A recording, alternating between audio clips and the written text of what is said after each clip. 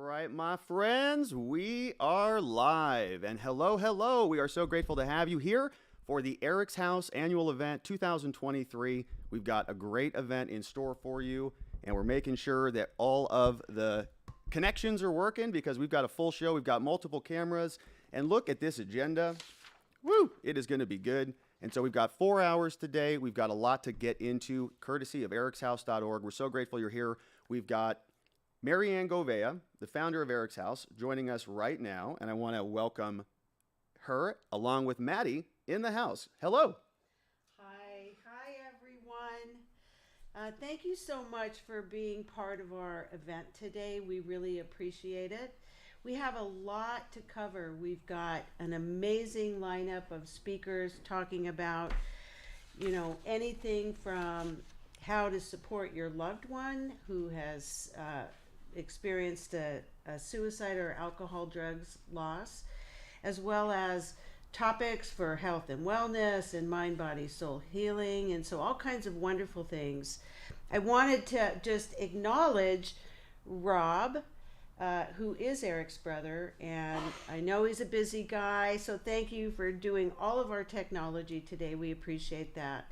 And then, of course, Maddie. Many of you who have been involved with Eric's House know Maddie.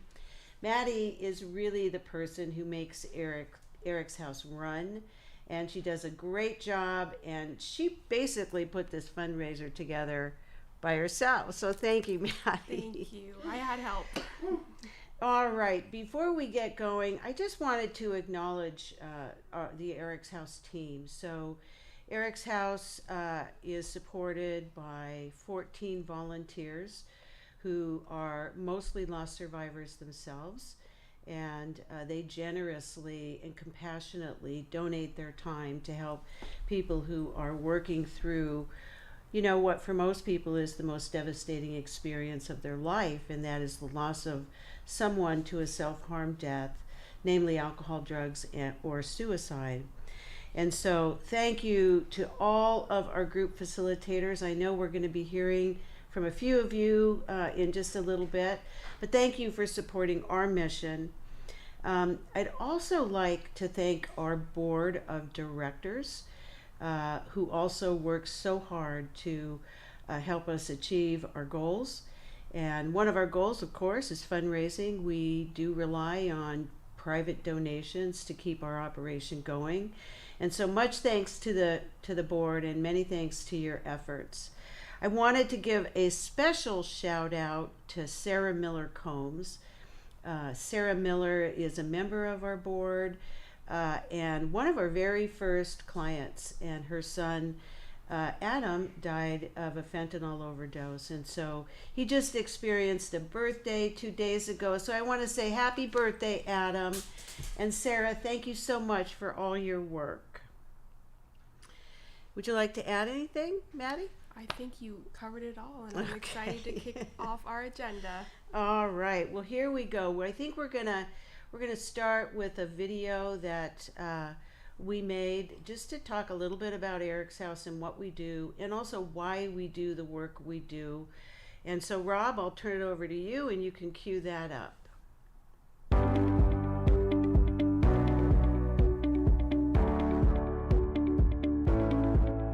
Hi, everyone. I'm Marianne Govea, co-founder, along with my husband, Greg, of Eric's House. Eric, our youngest son, was an amazing young man. He was witty, he was charming, he was kind, and he had a special place in his heart for people with special needs. He loved adrenaline sports, he loved swimming with the sharks, flying through the sky on his bike.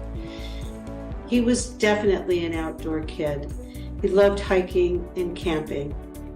Most important, Eric loved his family. He would spend hours talking with his grampy and with his brothers and all his cousins about, the important things in life. He had a tattoo on the back of his arm that said, family. He had a bright smile and a big belly laugh. Eric died by suicide 7 years ago on February 27 in 2016. His story is a story we hear all too often. A high school injury that resulted in 7 surgeries, prescriptions for 500 OxyContin pills per month. He battled with sobriety until one day, sadly, the fear of living became so much more powerful than the fear of dying, and he made that tragic and fatal decision to leave this world behind. I tell this story about Eric because he was an amazing young man. Like all of our loved ones who die a self-harm death, their deaths do not define their lives, but rather their deaths require that those of us who are left behind redefine our lives in ways we never thought possible. Most of you have known someone who lost a loved one, perhaps even to the highly stigmatized deaths from alcohol, drugs, or suicide. For these losses, well, you know the old cliche, there are no words. And that's true. There aren't no words because the pain of this loss is unimaginable. Yes. Eric's death reshaped my life. One day I was sitting in my office and I said to my husband, we have to find a way to help other people through this horrible experience. And so EricsHouse was born. We support the emotional, physical, and spiritual healing for those bereaved by alcohol, drugs, or suicide. At EricsHouse, we have held nearly 5,000 client sessions, and we have members across the United States and Canada. Both suicide and opioid deaths are epidemics in our country. Someone dies every 7 minutes from fentanyl, and with a suicide every 11 minutes, it is now the leading cause of death in men ages 18 to 44. These statistics are staggering, and everyone is impacted, and it affects all walks of life. For every one suicide, there are 25 attempts, and hundreds more go unreported. While there are many organizations that focus on prevention, we focus on postvention, supporting those after the loss. You see, postvention is prevention. Research shows that people who have known someone who has died by suicide is 1.6 times more likely to have suicidal thoughts, 2.9 times more likely to have a plan, and 3.7 times more likely to have made a suicide attempt themselves. There is some good news. Many of our clients choose to use their personal experience with pain and loss to inspire and support others. Many of our clients have learned to walk with their grief in powerful and inspiring ways, almost as though grief has become their teacher. To quote a dear friend, EricsHouse is love personified. We make use of every minute of every day to help people find hope so that they can live forward with their loss. We help people find that new you that somehow emerges from the ashes with grace, with power, and with love. I ask for your support in spreading the word, sharing our message of hope, healing, and new beginnings for people in your communities that may need help. And if you can, I urge you to make a donation so that we can meet the unfortunate demand and we can help people walk through the journey of profound and unimaginable grief. On behalf of the EricsHouse team of staff and volunteers, we wish you peace, love, and well-being. And thank you for being part of our success.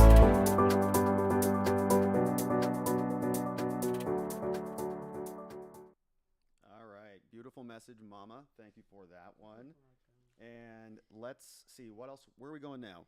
Well, I just wanted to talk a little bit about the mission of EricsHouse and why we're unique. And then, we get a lot of questions about, how we spend our money. So I wanted to share with you where our money goes. And then after that, we are going to dive into the program. So let me first start with what makes EricsHouse unique. So I know when I lost my son Eric, it was like I just was impacted in all dimensions of my life, and I know that emotionally I was broken, but physically I didn't do too well either. And so I ended up having a lot of kind of physical symptoms, and we decided that we were going to make EricsHouse a healing organization that focuses on mind, body, and spirit. And so our vision became one that encourages us, all members of the EricsHouse team, to inspire hope, healing, and new beginnings for all people bereaved by suicide, substance abuse, or sudden loss. And we say new beginnings because those of you who are loss survivors, we know that we just have to pick up the pieces of our lives and put them back together again and figure out how we are going to reconcile our loss and integrate our loss into our lives in a healthy way. Next slide, Robs. So we're often asked, well, what exactly is it that we do? You're going to hear a shout out from Dr. Alan Wolfelt, who is our mentor, and he's one of the world's foremost grief experts. And so we use his model, which is a model of companioning. And the theory behind that is that grief is not something that can be fixed. It's just something that has to be incorporated into our lives. And our wish for everyone is that we do that in healthy ways and that we lead ourselves somehow to a place of happiness and joy. And so to date, EricsHouse has provided almost 5,000 healing sessions. We've had 52 peer-led groups. We've had 3,038 group support sessions. And taken together with our one-on-one services, we've done 4,877 sessions. And that is only since July 2019. And we have so much work to do, we're just going to keep going. Next slide, Robs. Okay, so, we have a small operating budget. We're not a big organization, which is why it's so important that we provide a good program for you today. We really hope that you'll consider making a donation so that we can continue our work. We have, well, let me get my slide up here. Give me 1 second. There we go. Okay, so the pie chart that you see on your screen now is really a summary of our expenses. And you can see the big green slice of the pie is our programs. So 78% of all money collected goes directly to supporting our programs. And those programs include one-on-one grief support, peer-led groups. We have a variety of workshops and retreats. We also have a fairly large scholarship fund because part of our goal is to make sure that no one grieves these losses alone. We have roughly 9% going into fundraising. You can see our fundraising budget is very, very small. And then 12% of our dollar goes to management. And that's really mostly all of our infrastructure and a couple of salaries. So that's where our money goes. You can see that we're good stewards of your donor dollars, and we're hoping that you can be generous with us today. Go ahead, Robs. Okay, so we're going to do, I mentioned Dr. Alan Wolfelt, so he has prepared a short video for us about the companioning model. So why don't we go ahead and jump over to that, Rob?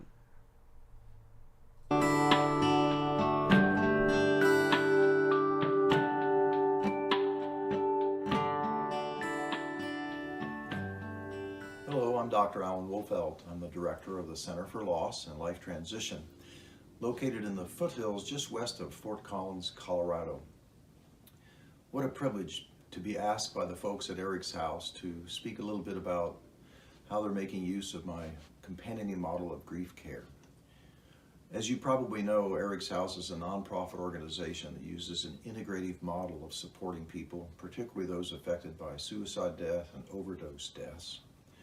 And I am, again, privileged that they're making use of my philosophy and practice of not treating people, but companioning people. How did I come to know the folks at EricsHouse and be a supporter of their very important mission? Mary Ann reached out to me and has participated and become one of our graduates in our Death and Grief Studies certification, as well as April and other people who are currently going through our trainings. We're just so excited to have them putting to use in practical ways our heart-based, compassionate model of grief care. How does my companioning model interface with the mission of EricsHouse? Well, I just really appreciate that they resonated as they learned more about it, the important distinction we make between treating people in grief versus companioning them. As you may know, the word treat comes from a Latin root word tracture, and it literally means to drag. If you were to combine that with the word patient, I'd remind you that patient means passive, long-term sufferer. So if we treat patients, we drag passive, long-term sufferers. Of course, the last thing, a bereaved person, remembering that bereavement means to be torn apart and to have very special needs, the last thing that a bereaved person needs is to be treated, to be dragged. Instead, we know by its nature that grief is recursive, it's slow, it calls out for convalescence. So we need to match up our caregiving models with that reality that when you're bereaved and torn apart, people need to come alongside you, not drag you forward, but understand the need that is required related to making that distinction between a treater and a companion. Very briefly, I won't read all of my 11 tenets to you, but I thought it might be helpful to just introduce a few of those so that there's an understanding of that critically important distinction. A companion knows that their role is to come along beside someone, to be present to another person's pain, to not take pain away. Companioning metaphorically is about going to the wilderness of another human being's soul and not thinking you're responsible for finding the way out. Companioning is about honoring the spirit, not about focusing on the intellect. I often say you can't think through loss. You literally do, in fact, have to go from head to heart and feel your way through loss. Companioning is about listening with the heart. It's not about analyzing with the head.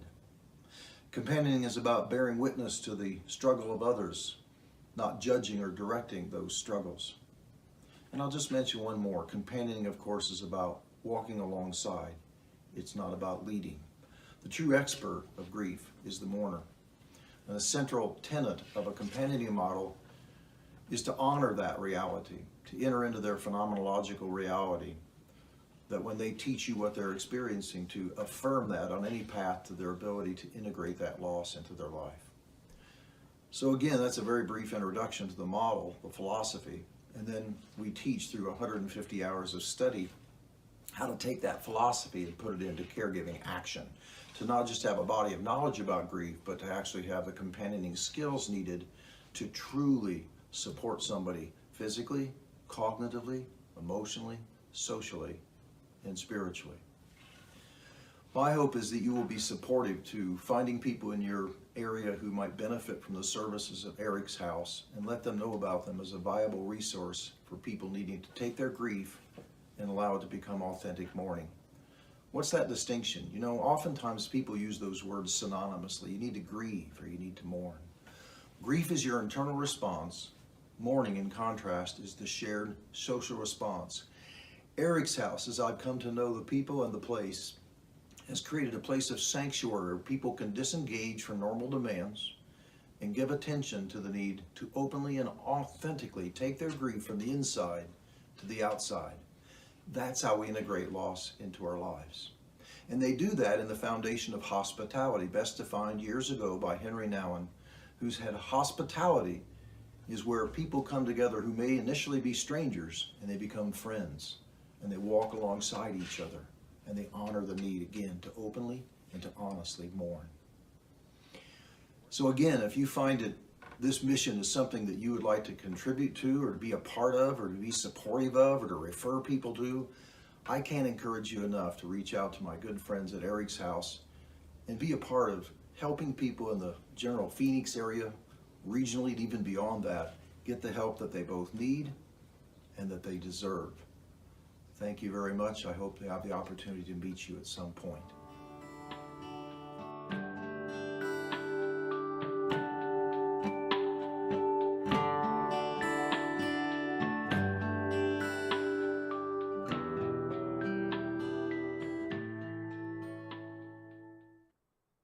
All right. Thank you to Dr. Wolfelt for that beautiful endorsement of EricsHouse. And my friends, now we've got some very fun stuff coming up. We've got some raffle items that we're going to be talking about. But before we throw it over, let's make sure that we are inviting anybody that you know out there to come and join us today on this live stream, because we've got a lot of good stuff to talk about and a lot of good stuff to raffle away. And so make sure you're using the share button. Make sure you're sending and texting your friends and family. Tell them to hop on here. EricsHouse is just getting started, just getting warmed up, and we've got a lot of fun stuff ahead. So Mom, Maddie, Marianne, what do we got? Okay, well, before we get started with these exciting raffle items, I just wanted to say a word to the members of EricsHouse. Those would be our clients. Now that we've all heard a little bit about the companioning model, I just want to thank everyone who has been a member of EricsHouse. I want to thank you for allowing us the honor and privilege of supporting you during some of your most difficult times in life. Just know that we love you and we will always be here for you. Okay, Maddie, let's talk about raffle items. All right. First up, we have a package of 6 Life After Loss coaching sessions with EricsHouse very own Marianne. And Marianne will guide participants on how to develop new habits and perspectives after a major loss so they may find meaning and live with peace and joy again. Awesome.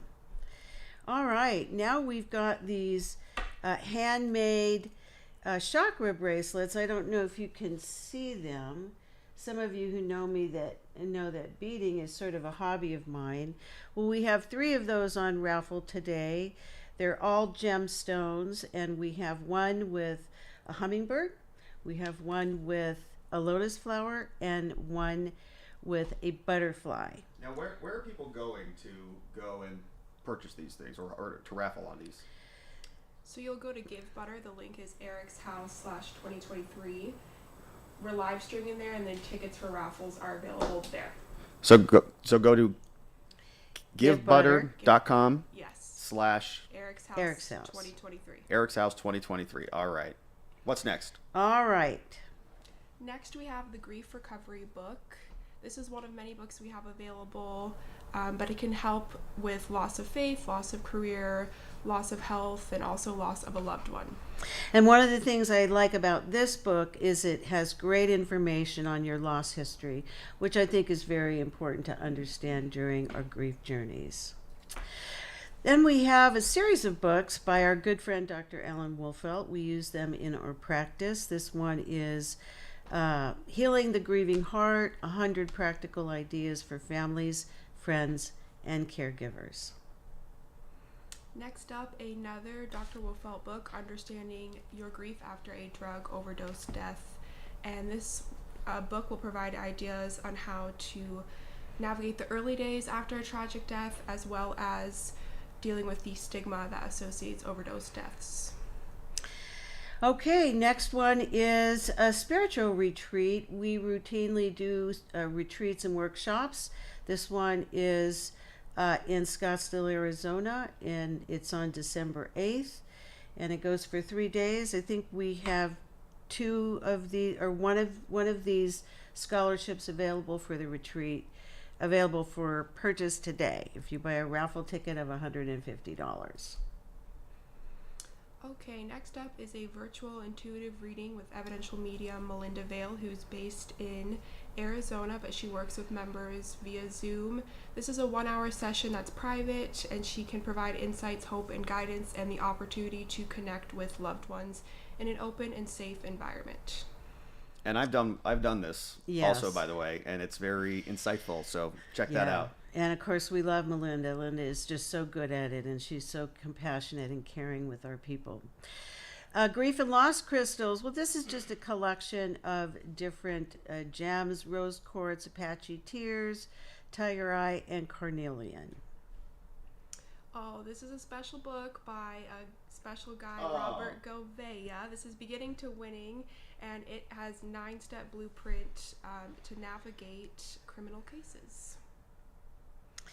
And here's another book from the Healing a Parent's Grieving Heart. This book is written for parents who have lost a child by any cause. And it's 100 practical ideas that can support you after your child dies.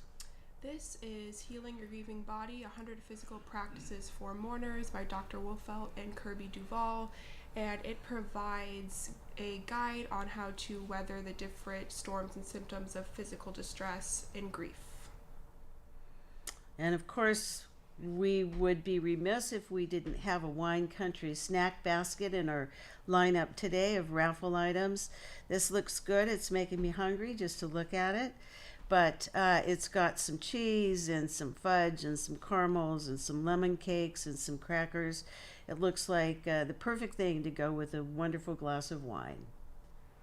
Up next, we have a beautiful Tree of Life wooden jigsaw puzzle that has vibrant, bright colors. It's 20 by 20 and is a nice activity to wind down. It's beautiful, too. It's pretty. And then we have the Zen Zone basket. This is champagne and chocolate. Those two just seem to go together. And includes some candles, some pillow spray, and some soap. And so that looks like it might be very relaxing, especially after a hard day of work. Up next, we have a vintage velvet bath bomb and soap kit that comes with 4 bath bombs and a soap. The scents are all rose and floral based.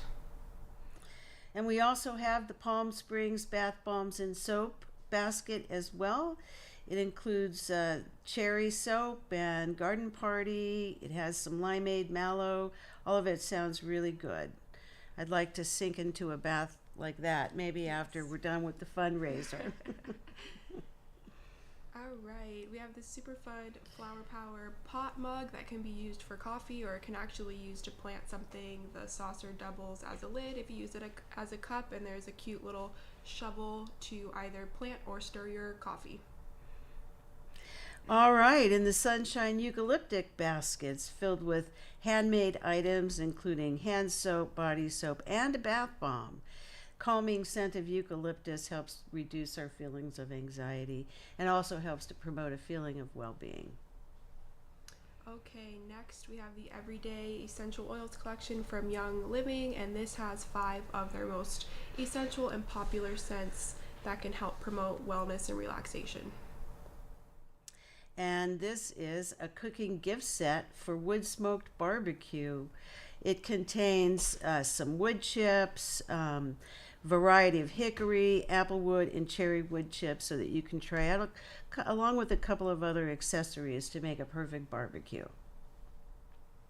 We have a beautiful navy and off-white done London purse that's stylish and comes with a detachable coin purse as well. It'll pair well with plenty of outfits. And this is very, very special. So one of our moms who lost a child decided she was going to make pot holders. And it was a way that she would help herself calm down. And they're beautiful. They're really very beautiful. And if you have a need for pot holders or would just like to get some, especially as a gift, they're really nice. And it would be very helpful. Up next, we have some mixed media collage art that are also crafted by a client of ours who's an artist and educator. These are really vibrant, fun pieces to add some color to your walls. Yeah, they're beautiful. And of course, how can you go wrong with an Amazon gift card? This is a $250 gift card, and each ticket is $75. You could do well with this if you're the lucky winner of this Amazon gift card.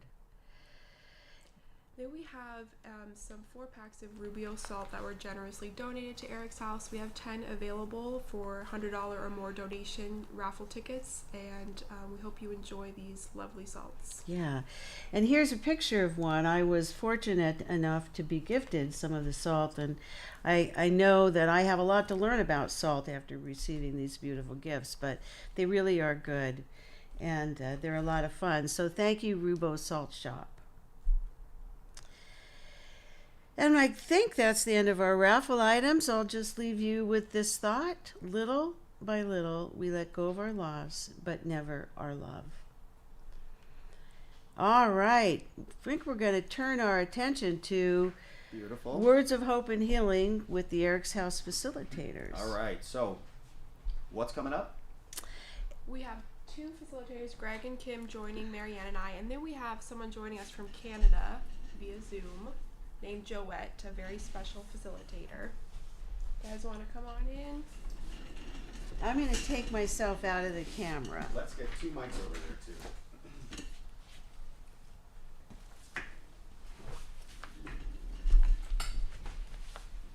Okay, you guys are on. Do we have Joette in the Zoom room? No. Okay, she should be there.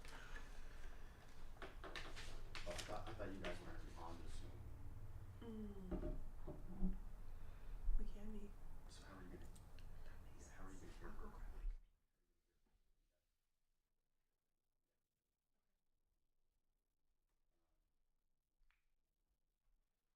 Give us a minute. We're making some technical connections here. I can grab my computer and put us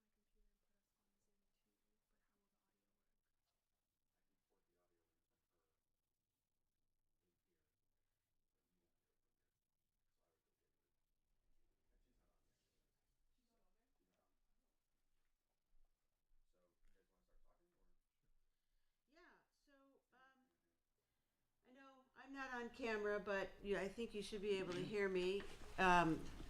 Do I need a second mic over here, Rob, or are we good? Yeah, you can pull mics closer to you. There's 4 of you. Pull mics closer to you. Okay, great. Thank you. All right, so one of the things that makes EricsHouse special is the fact that we have an amazing team of facilitators, all who have experienced a loss themselves. And so they bring really a very, very warm touch and a lot of compassion to our members. And so we're here with a few of them today, and I think we have one joining by Zoom in a minute or two. So I'd just like to thank you guys for being here. And, we offer peer support. And because we use peers in our groups, we have a team that is really able to relate to the different losses that we work with. Okay. And so we're going to talk a little bit. I've got some questions for you. We're going to talk a little bit about some things. And then I believe we have a chat room open. So if somebody has a question, type it into the chat and we'll be able to answer it while we're in this segment.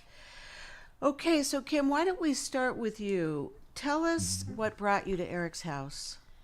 So yeah, back in 2020, my wife and I had just celebrated 25 years anniversary, and she took her life in 2020, and I was very fortunate to know someone who knew somebody on the board of directors of EricsHouse, who then referred me, and within, I think, 4 days, I had a one-on-one session, my first grief companioning with Marianne. Yeah. Yeah, it was incredible. Well, it was really an honor for us to be one of your first stops, Kim. Yeah. And how about you, Greg? Well, what brought you to EricsHouse? Eric did. After we lost Eric in 2016, I really struggled. It took me a long time to accept the fact that this grief was not just going to abate on its own, and that and to really accept the fact that I needed help, that I couldn't do it alone.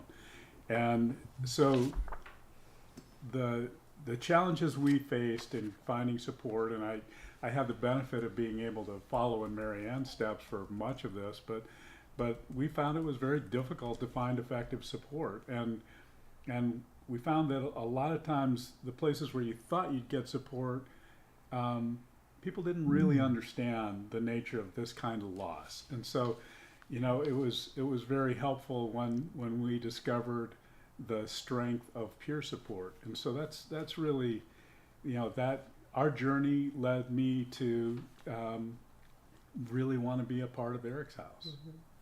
Yeah. Thank you. Maddie, how about you share your story? All right. A family member of mine had volunteered for Eric's House, and she connected me to Marianne. My grandfather died by suicide when my father was young and before I was born, but I can see ways in which the grief has shown up in our lives, particularly for my father. So learning how to support those who have lost a loved one to suicide continually has taught me a lot about how to help move towards healing. Okay, and do we have Joette? We do. Hi, Joette. Cheers. Can you hear us? Yes. Hello. Hi, Joette. Let me just Hi. quickly introduce Joette. She's participated in a number of our support groups until she finally decided that she also wanted to be a facilitator.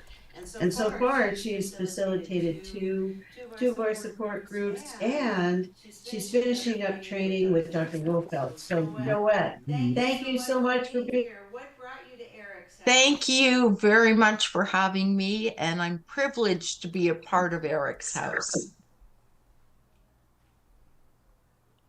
Joette? Yes. Hi. Hi, can you hear me? Did you hear my answer? No, we didn't, but we hear you loud and clear now. Okay, great. I was just saying that I feel very privileged to be here and be a part of Eric's House. Thank you. Well, we are glad you are part of Eric's House. It's very exciting. Yeah. So I'm going to just kind of go over to everybody just one at a time to talk a little bit about what you do for Eric's House in facilitating your groups. Tell me about that. Kim, we're going to start with you. Sure. So with Eric's House, I help co-facilitate two groups. One is a spouse suicide loss group, co-ed. The other is for the LGBTQIA+ group, also co-ed. That is for suicide as well as substance abuse, someone who's lost someone, to substance. And then... Rotate that mic. Oh, sure. My apologies. And then also do one-on-one grief companioning. So have the privilege of doing that, and then doing the holiday groups, right? So that starts in a month. Yeah. For this coming up holiday. So quite a few. Yeah, and you're very good at it. How many groups have you facilitated so far, Kim? Groups, people totally about 530 groups. We started, so one of the things that I think, Marianne, obviously from you, is that you wanted authenticity and peer support, right? And so Absolutely. the ability to have a spouse group and have the LGBTQ group started after I went through Dr. Wolfeld's training, several of his sessions. And so we've done 1, 2, 3, 4, 5, 6, 7, 8, 9. I think this will be my 10th group coming up. Yeah. And you have a a couple co-facilitators. I do. Very fortunate. Carrie helps with the spouse group. She lost her spouse to suicide. And Mike also assists in the LGBTQ group, and he lost his spouse. Okay, very good. Well, thank you to Carrie and Mike as well. Absolutely. All right, now, Greg, let's talk about your group. That we have a men's group that is very, very successful, and it's thanks to Greg's ability to really lead a group of men through some really dark times, but also the men themselves have been really great members and have been big contributors to the success of the group. So thank you to all the men in Greg's men's group. So it has really been an honor for me. I've learned so much from the guys in my groups. I've actually facilitated a variety of different groups at Eric's House, in addition to the men's group, and I do one-on-one companioning. But the men's group is kind of a particular passion of mine, because it builds so much frankly on the things that I struggled with, and I to see the way that a men's group can bond with one another, can open up, to see guys tell the stories that they can't tell anywhere else. It's just been really powerful. Yeah. Well, thanks for that, Greg. Joette, I'm going to come over to you. You know, we know that in today's world, we have epidemics of suicide, but also now we have this just profound epidemic with fentanyl overdoses. And so while many of our groups are focused on suicide, we also have a very strong capability to support people who have lost somebody to a substance. And that's where you and Charlotte came into play. Why don't you tell us a little bit about your group, Joette? Okay. I co-facilitate with Charlotte, and I myself had attended 3 of the groups over a year and really wanted to be a part of this wonderful organization. So I work with Charlotte, and we co-facilitate a group for mothers who have lost a child to substance abuse or suicide or alcohol. And I've been doing that now. I'm on my 2nd group. Yeah. And really enjoying it. Yeah. And you know, one of the things about all of our groups, Joette, is that oftentimes, especially with substance, oftentimes we have relationships with our loved ones that is preceded with, you know, some struggles, some difficulty with either mental health issues or substance related or addiction issues. And so we think that the substance group that you and Charlotte are running is really a core part of our mission. So thank you for being there for our members. It's our pleasure. All right. So, Maddie, how about you? You're kind of like in all of our groups. Well, I've had the honor to co-facilitate with Marianne for like a year and a half now, and we do groups for parents who've lost a child to suicide or substance use. And each group, I just learn so much from the members, and I really enjoy learning from the wonderful team at EricsHouse as well. Yeah. Well, we're really proud of Maddie, and I know I'm always bragging on Maddie. I don't know if it bothers you that I do that, but Maddie is really a role model when it comes to active listening and compassion and empathy for our people. And so I think we all learn a lot from you as well, Maddie. Thank you. Yes. All right, so I'm going to ask each of you for some final thoughts. Maybe if you were to leave our listeners with a hopeful word, phrase, or sentiment, what would you leave with our grievers? Let's start with you.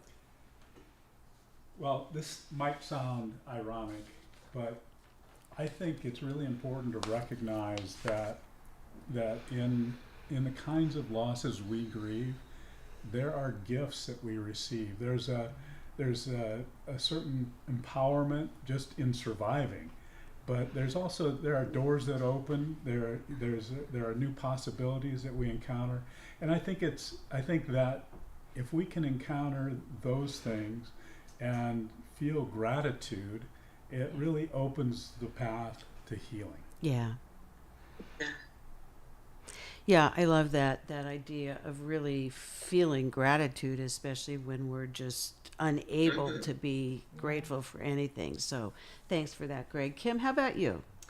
Yeah, I would say that with regards to those of us that are survivors, you know, we often say be gentle with ourselves, right? Or be kind to ourselves.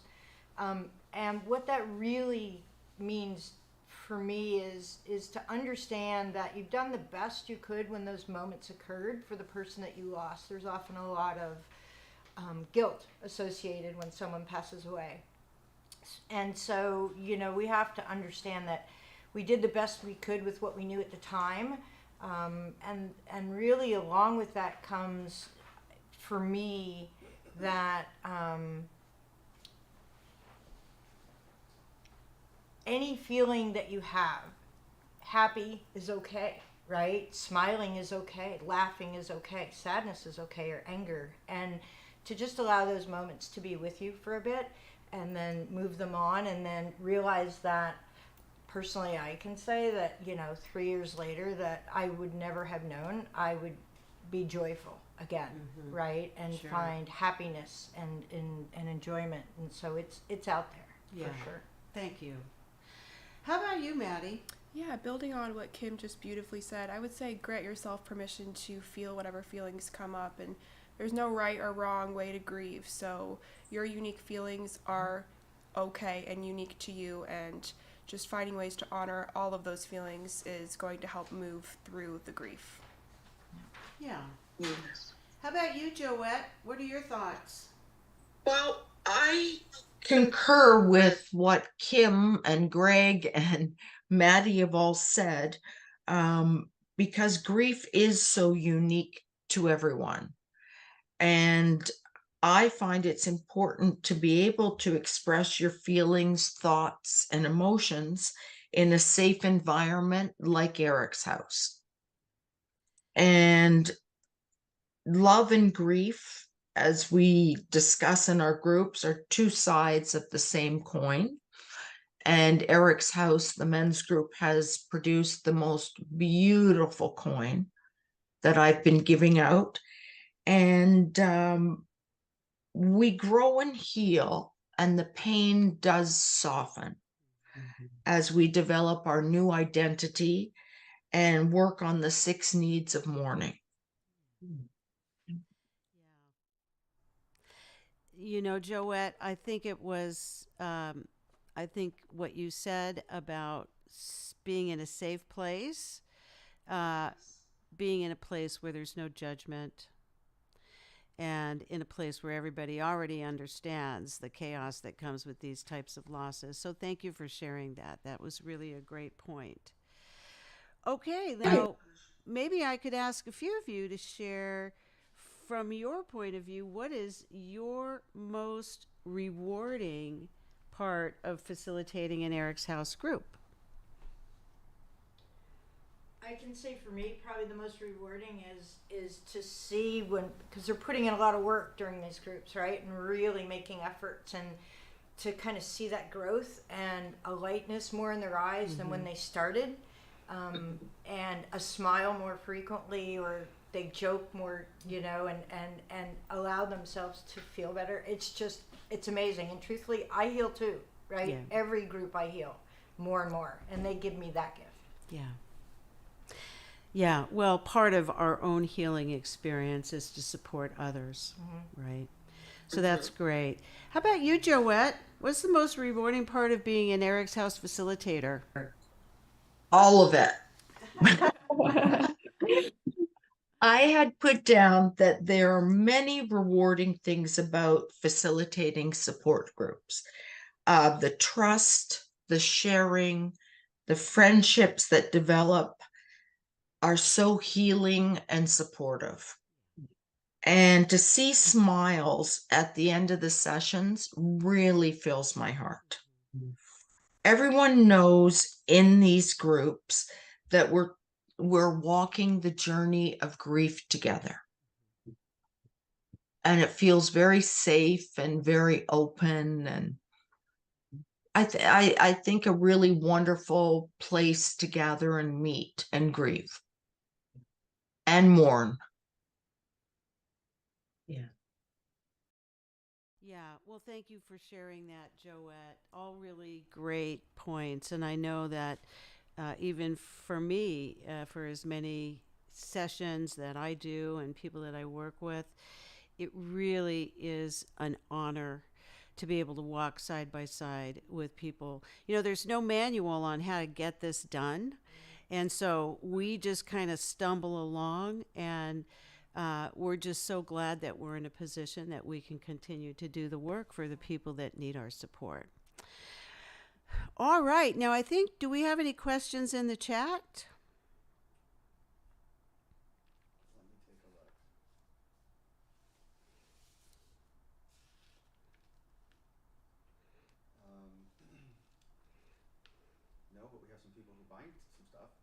Oh, good, good. We good. Oh, bracelets are sold out. Great. There you go. All right. All right. Well, I think that's going to conclude this segment. You guys, thank you so much for being here today to support our fundraiser, but also thank you for the work, your dedication, and your passion. We appreciate it. Thank you, Joette, for joining us from Canada. Thank you. Bye, Joette. Bye, Joette. Okay, thank you. All right. I think we're going to turn it over to Greg. Well, actually, it's the recorded. It's the recorded. Okay. men's group. All right. I'll go ahead and let you introduce that. And hey, we have a drum circle coming up with the famous Andrew Ecker and Monica Patton. And so stay tuned for that exciting segment. Okay, so we've got a video. Yep. EricsHouse Men's Support Group. Hear from the men's group.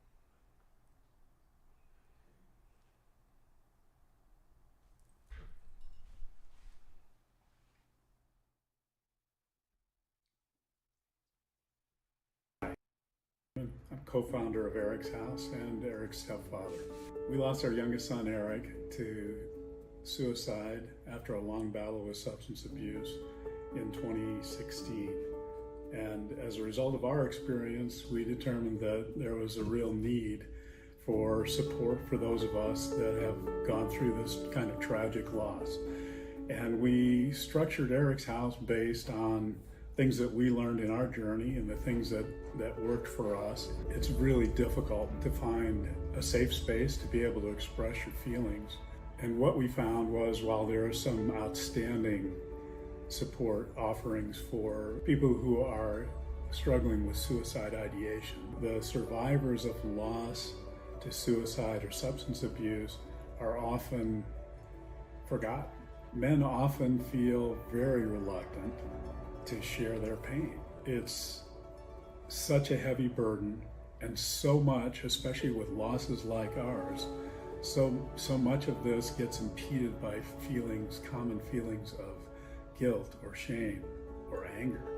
And those feelings need to be expressed to be able to move beyond them. And so it's really interesting. The dynamic of the men's group for me, is just beautiful to watch it unfold. The first meeting or two can be a little awkward for the new guys coming in. It's hard to put yourself in that place where you talk about what's essentially your greatest fear and how it's manifested in your life.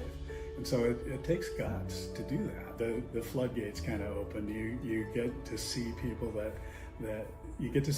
open up in ways that they can't do anywhere else, and they probably have never done before. It's really a fascinating thing to watch, and it's kind of beautiful to see how the relationships evolve in those groups and the connections that emerge between the guys. So I think the most important thing for you all might be to hear in their own words from some of the guys in our recent groups what this men's group experience has been like for them, what it's meant for them, and how it's affected their personal journeys. Hi, my name's Matthew, and I'm a member of the EricsHouse Men's Group. After we lost our son Jacob in 2021 in December, we were looking for any kind of support we could find. We needed answers and we needed help. There wasn't a whole lot happening during that time, with everything kind of still being shut down, and I had to take to the internet to find support that we needed. That's when I found Marianne and Greg and EricsHouse, and what a difference they've made in my life. Greg and I had discussed a men's group and the hope for what that could turn into. Initial stages of our first men's group, it was pretty quiet. We didn't really have a whole lot to say in that first meeting. Everybody was nervous. Nobody wanted to open up to strangers. Nobody wanted to bare their soul in front of people that they never met, especially when you're talking about your deepest and darkest fears. But as time went on, it just took one person to open up, and then slowly something special started to happen. We stopped being a group of strangers, and we started being family. We have come together in one of the most beautiful ways that I could ever imagine. We're there for each other. We support each other. The compassion and the permission to break down and that to be okay is tremendous. Just knowing that you have a safe space to go to where you're not going to be judged, it's a comforting feeling. These are special people, and I'm happy to have them in my life. I'm happy to have my brothers in the group, and I'm happy to have EricsHouse, Marianne, Greg, Maddie, and everybody else that has been such a big part of this in the past 2 years. My name is Emil Graff.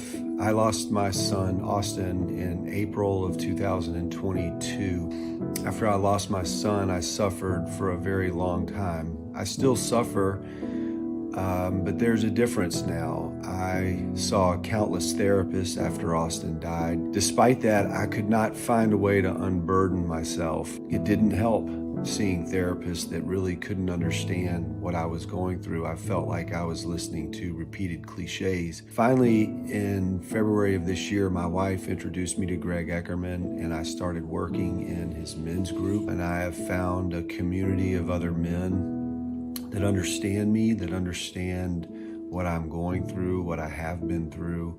I have a group of people that are there for me at all times, and it has made all the difference in the world for me in my grieving process. And honestly, I don't know where I would be without Greg and EricsHouse and the space that they have provided for me in these men's groups to manage my grief and my sadness. I feel that it is shared now. Like I said, that has made all the difference in the world. Thank you, Greg, and thank you, EricsHouse.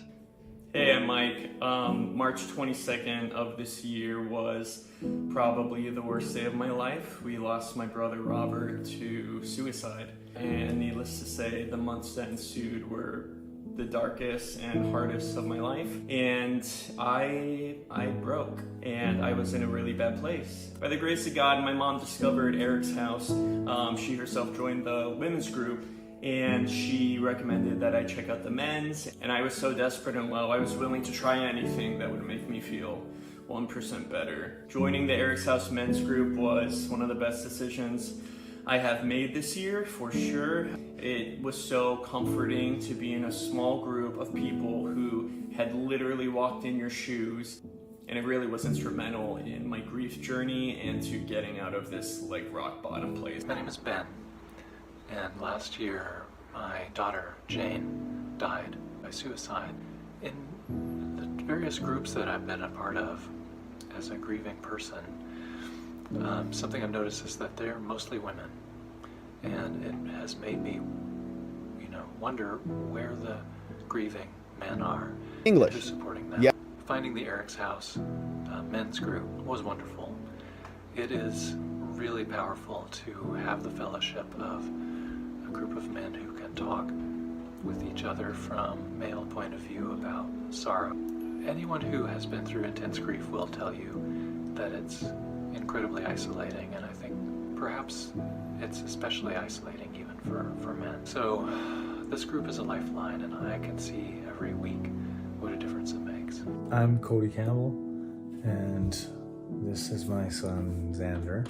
We lost Xander to suicide. We were lost. We're stuck with the task, with the burden, with I don't know what you call it. We're stuck with it. And then as soon as I went to my first men's group, it was such a relief to be able to talk and share. And ever since my very first meeting, I have looked forward to it every single week. I continue to look forward to it, and we've made some great connections with people in it. I just recommend it for any person who's hurting from a loss, but especially for us men, because we don't do this very good on our own. Hi everybody, my name is Carter Mayberry. Our son Ashton died from suicide on January 28th, 2014. I found the Men's Grief Support Group when I was kind of stuck. The Men's Grief Support Group helps me because there are other men who are experiencing similar feelings that I'm experiencing, and just the love and support they provide is invaluable and indescribable. My name's Andrew, and I lost my wife Effie to suicide in December of 2022. Pretty quickly found EricsHouse and got joined up with the group pretty quickly. It's been pretty instrumental in how I'm doing. I can come and just share where I'm at. I know I'm committed to be there, so I know whatever else is going on, whatever I'm trying to push out of my mind, I've got to face it at least once a week.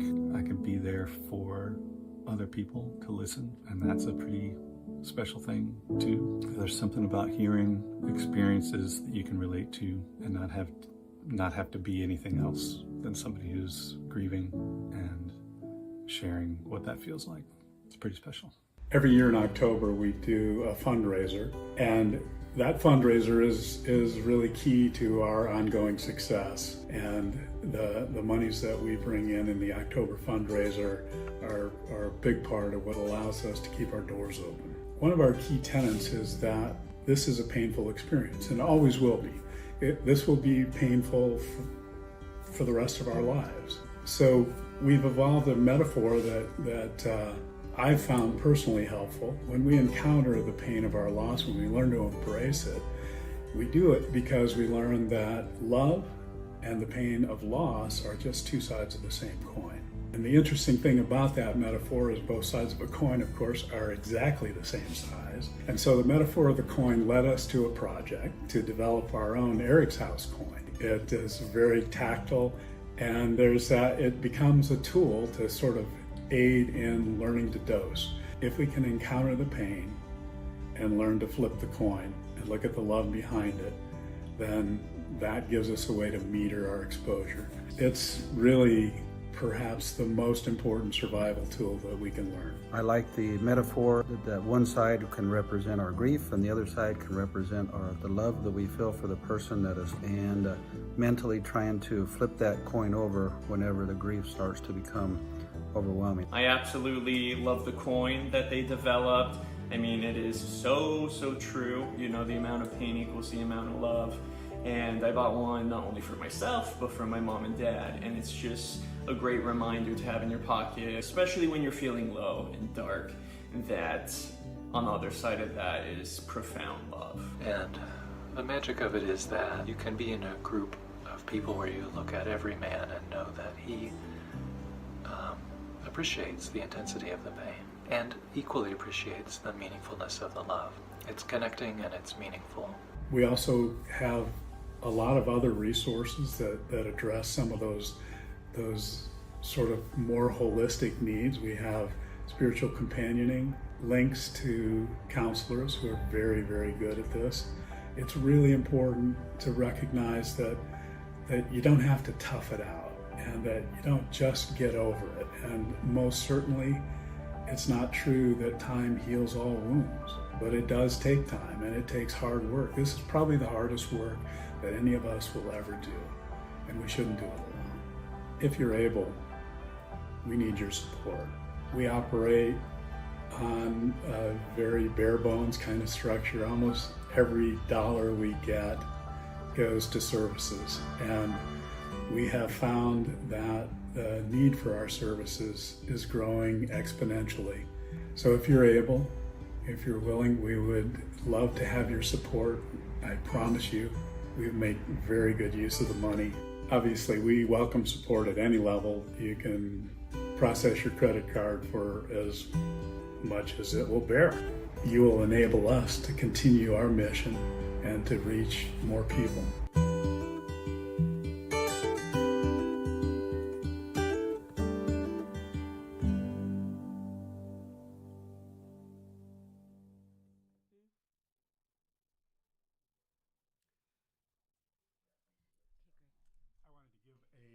Special shout out and big thank you to Mike Heslin and his partner Nick for producing that video. I think it beautifully shows the power of the men's group, and I think we all hope that we can get the word out to those guys who might be struggling with their own grief journeys, that they don't have to do this alone, and that there's a way forward that will give them some peace and a lot of support and love.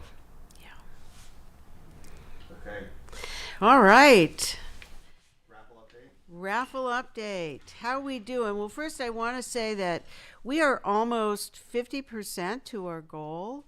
Our goal today is $50,000, and we have, let's see, how much coming in through Give Butter right now? Got about 17,000 in Give Butter. Yay! And we have donations coming in through our website and through Facebook as well. Instagram. So if you're out there, those of you who have donated, thank you so much. We are just so appreciative. All right, let's. And where can they go to donate? One more time. Go ahead, Maddie. Givebutter.com/EricsHouse2023. Givebutter.com/EricsHouse2023. Go donate. Okay. So there's a delay. Awesome. All right, so where are we on our raffle? So we've sold 75 raffle tickets. Yay. Yes, and the ticket sales close at 3, so still have time to bid on some items. We'll announce the winners at 3:40. The Vintage Velvet and Palm Springs Bath Bomb Kits have no bids, so you can buy those tickets. Yeah, or maybe Marianne and I will end up with them. You never know. And the Life After Loss Coaching 6-pack is also still available, and I have heard such wonderful things about the Life After Loss Coaching with Marianne, and I've seen her live in action, so be sure to grab tickets for that. And the beautiful handmade pot holders made by one of our beloved clients. We've got a ton of beautiful colors available, so they are ready for ticket purchases now. All right. Well, I'm going to definitely buy some of the pot holders for sure. So we'll do that. And let's see, what's still open? Well, certainly the soaps. I love soaps, so I'll be purchasing some of those myself, and maybe I'll win. Yes. And I'll share with you. Awesome. Thank you. All right. So let's take a 5-minute break. We'll keep going. So why don't you guys take a break? I'll show people how to log on to the website and how to make a donation, and we'll get prepared for the next thing. So someone hand me a microphone, and we'll hang out for a little bit while we get some other things situated. So, my friends, as you can see, so much good stuff out there, and EricsHouse.org is where you can go learn more about Eric's House if you've not already been there. And then, of course, I want to show you around the website and how to make a donation if you're there at home. So it is very, very easy. As we learned, all you have to do is go to givebutter.com/EricsHouse2023, and let me show you what this looks like. That's the wrong button. There's me in the bottom corner. All right. So it's very simple. So you'll just open up your browser, go to givebutter.com right here /EricsHouse2023. And I want to just walk you through this, how easy this is. And let's look at, oh my goodness, some of these donations have already come in. We've got some very incredible people that we want to give shout outs to and say thank you to. We've got Kim 1 Amy, 13 minutes ago, just made a $700 donation, which is just amazing. Kim 1 Amy in the house. $700. Oh my goodness. All right. Thank you, Kim. That's incredible. All right, so what we're doing here is we're on this website, and all you have to do is just click donate here, and boom, it'll just pop right up here, and you just click continue. And if you want to get any tickets, you can do that. So for example, right here on the screen, you can see we've got mixed media collage, which is available. So you can just get one ticket here. Now, let me turn off my dark mode here just so you don't wonder where we are. This is with the dark mode off now, so this is what it should look like for most people. But you just go there, and you click donate, and you get a ticket. And look at all these great tickets. So we still have, it's super easy to navigate this too. We've got vibrant pieces of art, mixed media collage art. That's just $10. Vibrant pieces crafted by a beloved client, artist, and an educator. A bright surprise to hang on your wall. And so you can get that right now at givebutter.com/EricsHouse2023. And just all these other tickets. We've got 4 remaining on the Grief Recovery Handbook. Great book by John W. James and Russell Friedman. This book explores grief, and it sheds new light on how to begin after a loss. And of course, many of us have experienced that. And so we've got 4 of those left, and we've got some activity coming on here right now, my friends. This is going to be a lot of fun. So we've got some people setting up. If you're hearing some noise back here, that's exciting news, because we're going to have a drum circle coming up, and they're getting set up right now. So we're just going to continue on here. I want to show you what else we've got. So you can go here. And if you don't even want a ticket, if you don't want anything there, you can just click no thanks. I'd just like to donate. Keep it real simple. But of course, you also can get the Understanding Your Grief book by Dr. Alan Wolfelt. You can get the Grief and Loss Crystal Stone bundle, which is always very important to have that energy protecting you and helping you recover. So there's 2 of those remaining. We've got 9 remaining of Healing a Parent's Grieving Heart is another book by Dr. Alan Wolfelt, which is also going to be available. We've got 1 remaining. Uh-oh, we've only got 1 left. Woo! We've got 100 Physical Practices for Mourners by Dr. Alan Wolfelt. That is 1 left. We're sold out of Beginning to Winning, the book that I wrote some time ago. That's going to be fun, so that'll be fun. And we'll be making sure that those go out. Thank you, everybody, for buying those. Very nice of you. We have these Palm Springs bath bombs and soap. We've got a flower pot mug, vintage velvet bath bombs, homemade pot holders, and just a ton of stuff. Look at all this stuff. We've got the Zen Zone basket. And of course, if you don't want any of that stuff, if you just want to go ahead and donate, very simple to do that. You just click right here, no thanks, I'd like to donate. You can set up a monthly subscription if you'd like to do that, or you can just make a donation that will entitle you, will enable you to get one of these benefits. So for example, life coaching after loss. If you make an $85 donation, you get that. Hope and Healing, a 3-day retreat. You can make a donation to the Scholarship and Training Fund. And when you go here, you can also navigate.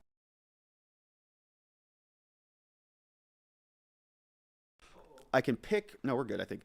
We can pick, you're like electrically charged, man. You're ready to go. You're ready to go. He just like touched the table and the whole audio short-circuited. I was like, man, you're electrified. You're ready. You're ready. No, it's great. It's great. It's great. Okay, so my friends, so you can make the donation, click continue here, support, make a donation in somebody's name, or make a memory, a comment for someone you love, someone we can honor together at givebutter.com/EricsHouse2023. And so very easy to do that. We're making our way towards our goal, and we're super grateful for your support. But now we've got some fun activity. And so can I throw it to you guys for an introduction? Yeah. All right, so let's do that. We've got a drum circle ready to go, my friends. Let's check out what we've got. And so you're up. Who do we have? All right, so I'll go ahead and introduce myself here as best as I can in the traditional language and then also the contemporary. So Dagote, She and Day, Andrew Ecker Yenishe, Donna A Nishinigi A, Inde Nishe, Irish Bashachin, Inde Dashache, German Dashanali, Kote Go A Tushli A, Portland, Oregon Inisha, Shama A Kathy Lindsay Woye, Shaza A Del Ecker Wole, Ado, Monica Wole, Ado, Bailey, Peyton Wole. So my name is Andrew Ecker. My mother, Kathy Lindsay. My father, Del Ecker. My mother's mother, Elva Gallegos, Apache woman from New Mexico. My father's mother, Evelyn Beatty, Irish woman from Pennsylvania. My mother's father, Leroy Lindsay, and my father's father, Wayne Ecker. I have a daughter, Bailey, a son, Peyton, and a beautiful, beloved fiancée, Monica.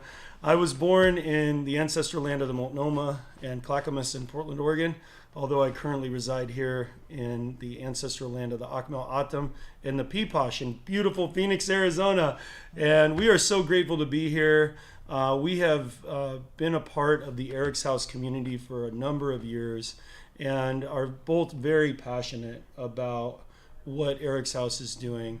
Both of us are survivors of intergenerational addiction, intergenerational incarceration. In fact, my mom overdosed on cocaine and my father died of cirrhosis of the liver caused by hepatitis C.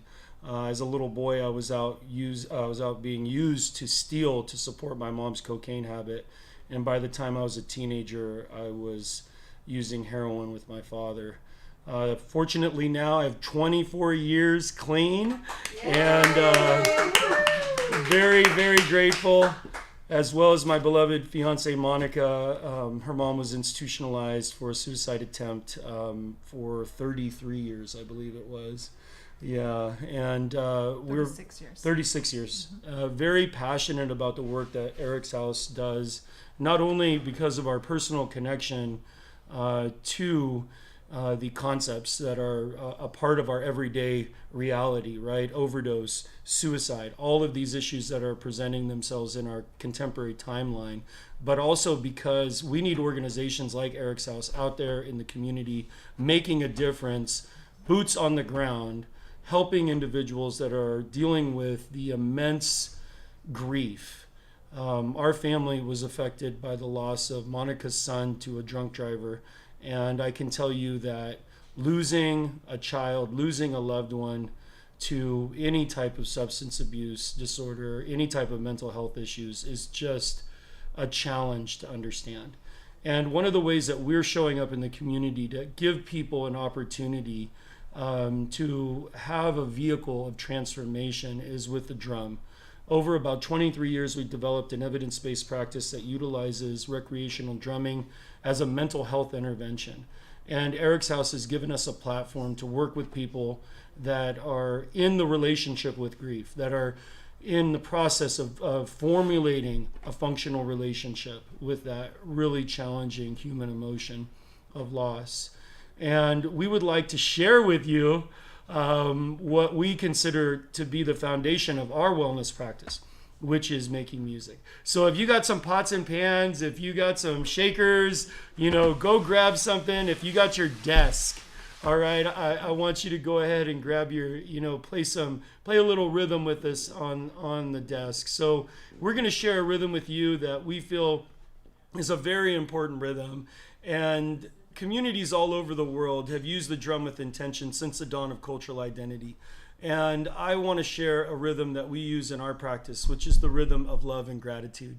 The rhythm of love and gratitude is one that for us is a place of agreement. And if there's anything that we need more now, it's love and gratitude. And if you're looking for an organization that really shows the community love and gratitude, EricsHouse is one that you can really stand behind. So the rhythm of love and gratitude, all right? Everybody put your hands out as best as you can. It goes like this. It goes love and gratitude. Love and gratitude. Say it with me. Love and gratitude. To the left. Love and gratitude. To the right. Love and gratitude. Like an eagle. Love and gratitude. Woo! Yay! All right. Okay, now we got that love and gratitude in our body. Now we're going to drop it into our hearts. And I want to share something with you about love. For many years of my life, people used to tell me, Andrew, if you loved yourself, you wouldn't be using drugs. Andrew, if you loved yourself, you wouldn't be drinking like that. Andrew, if you loved yourself, you wouldn't be harming yourself. And you know what it felt like? It felt like another thing I was doing wrong. But I want to share something with you. Loving yourself is simple as saying, I was doing my best. And I want you to know that regardless of what that relationship was like in your life, you were doing your best. That's what love says. And gratitude is that opportunity to transform that density in our lives. To say, you know what, at this moment, I'm just going to be grateful for my grief. I'm just going to be grateful for my loss. I'm just going to be grateful for my sorrow. And I know that that's challenging and it sounds counterintuitive, yet it's worked in my life. And it's something that I share with you because I care about you. Now we're going to put this rhythm on the drums and we're going to send this prayer all over the world. But before we do that, let's all just take a moment here and feel the earth underneath us. Remind ourselves we're supported. If it's available for you, I invite you to close your eyes, listening to the sound of my voice. Let's all take a deep breath in. And extend that exhale. I want you to call forward someone in your life that brings the experience of love and gratitude to your heart. And just let that relationship, however far or near it may be, begin to fill this space with that feeling of love and gratitude.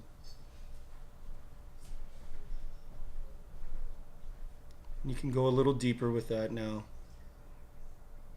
as we step into this place of sharing our love and gratitude with the world.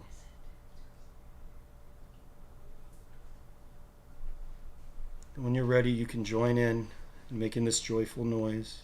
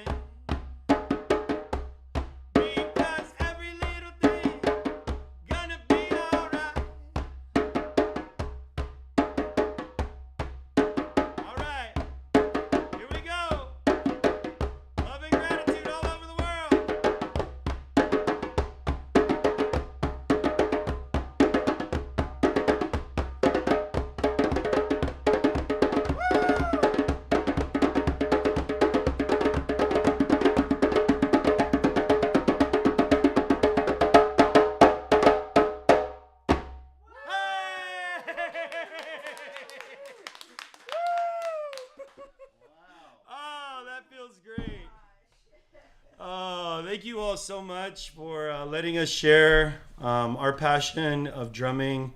And we facilitate drum circles, and we've been fortunate enough over about 25 years to develop an evidence-based approach to utilizing recreational drumming. And we would love to share this medicine with you. And we hope to connect with EricsHouse very soon and do a drum circle. I know we weren't available for the last retreat, but we sure would love to come to the next one and support this mission. So we're very grateful to be here. And thank you all so much. Thank you, guys. Yeah. Andrew, tell me, if somebody wanted to get a hold of you, how would they do that? Oh, drummingsounds.com is a great way. And if you just put drumming sounds into any of the social media kind of things, it should pull us up. So if you're on Facebook or Instagram or just the good old web, you can put drumming sounds in Google and it should pull us up. We do have a training coming up in November in Scottsdale, and would love to share that as well with you if you're available. Come on out. Drumming is a great way of healing. Obviously, we're representations of that, living healthy lives now, and owe it to these ancient technologies. They're still relevant for today. So, yeah, it's a blessing to be here. All right. Well, you guys have been such diehard supporters of EricsHouse, and you know what I love most is we're all smiling. Yeah. We're just like all smiling and having a great old time here in spite of what we go through with our loss experiences. So thank you so much. It's such an honor to know you and to have you part of the EricsHouse team. Great, and we do consider ourselves to be part of the EricsHouse family. And one of the things we've been recently able to do is take the drum circle and the message of suicide prevention to music festivals. I mean, it's really nice to be in a place where we're working in hospitals and with the mental health community, the grief community, but going out to these music festivals and bringing the drum has been an extension of your message and our message. And we've had young people in their 20s. We ask a question, how many of you have had a thought of suicide? And sometimes we'll get 30 hands raised up, and it's just really, it's so intense to see a person on the outside looks like they have everything together, young, beautiful, it looks like everything's great, but on the inside there's that, that place where we need to really learn to live in relationship with in a functional way. And the drum gives us that opportunity, to have a voice and to be a part of this movement. Yes, and we're just grateful. We're grateful for what you're doing, and always will be here to support however we can. Thank you. Keep doing your good work too. Thanks. Monica, thank you so much. Yeah. Okay. Woo! All right. Yay. Okay. All right. That Thank was you, super guys. fun. That's fun. Yeah. So, all right. Thanks, guys. Sure. all right, my friends. And so that was Andrew Ecker and Monica Patton, Drumming Sounds. And of course, that was incredible. We're very grateful for them, for being here, and for getting our systems in rhythmic stasis. Yes. And so what is next? We've got Mama. We have a guide to wellness and grief. It's called Setting Expectations for Yourself, and it's with Christina Ivanhoe, Nicole Shaw, and Sanjeev Havia. In fact, I did just see Sanjeev walk through here, but I guess we are going to have a video presentation. Do we have a link for that? All right.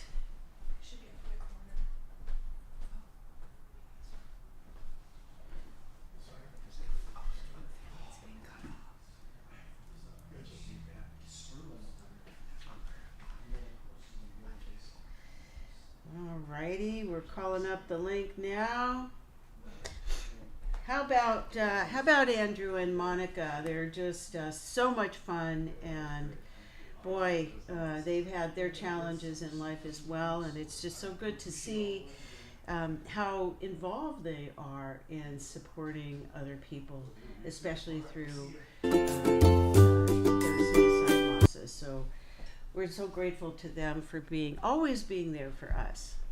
All right, we've got it queued up. This is from Sanjeev Javia, Nicole Shaw, and Christina Ivanhoe. I'm excited to welcome Chris. Oh, and before we get there, one quick update. So on this segment, we're going to be taking donos this segment, and the highest dono that comes in is going to be the winner of an epigenetic hair test, which is going to be included with the donation, and that's going to be very cool. So go to givebutter.com/EricsHouse2023, and an epigenetic hair test is going to be very useful to understanding more about your health and what else you might need to get things back on track. So important segment coming up, and all about health and wellness. And so get to givebutter.com/EricsHouse2023 to make those donos to get that epigenetic hair test.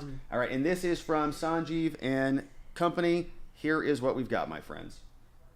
Christina, Nicole, and Sanjeev. Christina and Nicole founded Golden Heart Wellness, which gives people the tools to take their power back when it comes to their health.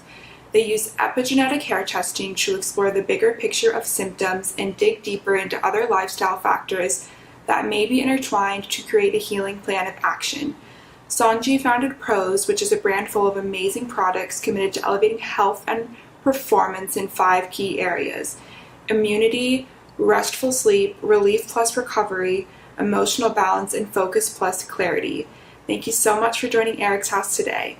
Christina, Nicole, and Sanjeev are going to share essential tips to help stabilize your mind and body alongside grief. We will share a guide to wellness in grief and setting realistic expectations. Well, thank you so much, Maddie. You know, grief is such a systemic thing for the body. You know, at times, you know, your heart can hurt, your muscles can ache, and definitely your stomach can feel upset. And sometimes we'll go and we'll reach for those, you know, really comforting foods that may not be all that healthy, but it's okay. Like, you know, you need a time in which you can just be at peace and be at calm and have elements of joy in your life, and food does that for you. But one of the things that, you know, also happens is that you kind of have some digestive issues that don't allow you to necessarily eat some of the good foods that maybe you should be doing, or even enough. And that can cause a lot of further issues as well too, because remember, food is fuel. And so that's why we've got some really exciting kind of, you know, ideas and some tips for all of you to kind of help with your health, help with your nutrition, and most importantly, allow you to get through this, you know, grief journey in a way that's very positive for you. So excited to kind of share that today, huh? Yes, let's do it. Sweet, let's do it. All right, so the first thing that we're going to be talking about is nutrition. And we want to preface it by saying, you know, what you're going through is totally normal. And nutrition does have an impact physically on the body. It's normal to want to go to comforting foods like sweets or maybe like unhealthier coping mechanisms like alcohol. But what we want to do is tell you that it's not about shaming and saying one food is bad and one food is good.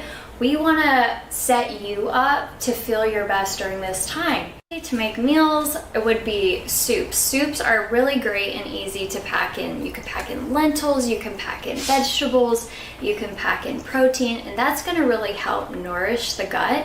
And not only that, it's a warm food, so warming foods in itself are very comforting.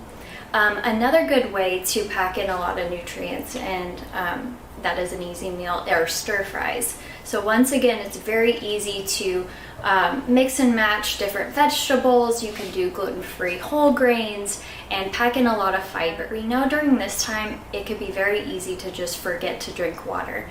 And so a good tip is to get a large water bottle like this. It's 40 ounces. And that way you can know and set an easy goal for yourself to just get through 2 of these a day. And that way you're not trying to keep track of a bunch of little water bottles that you've gone through throughout the day.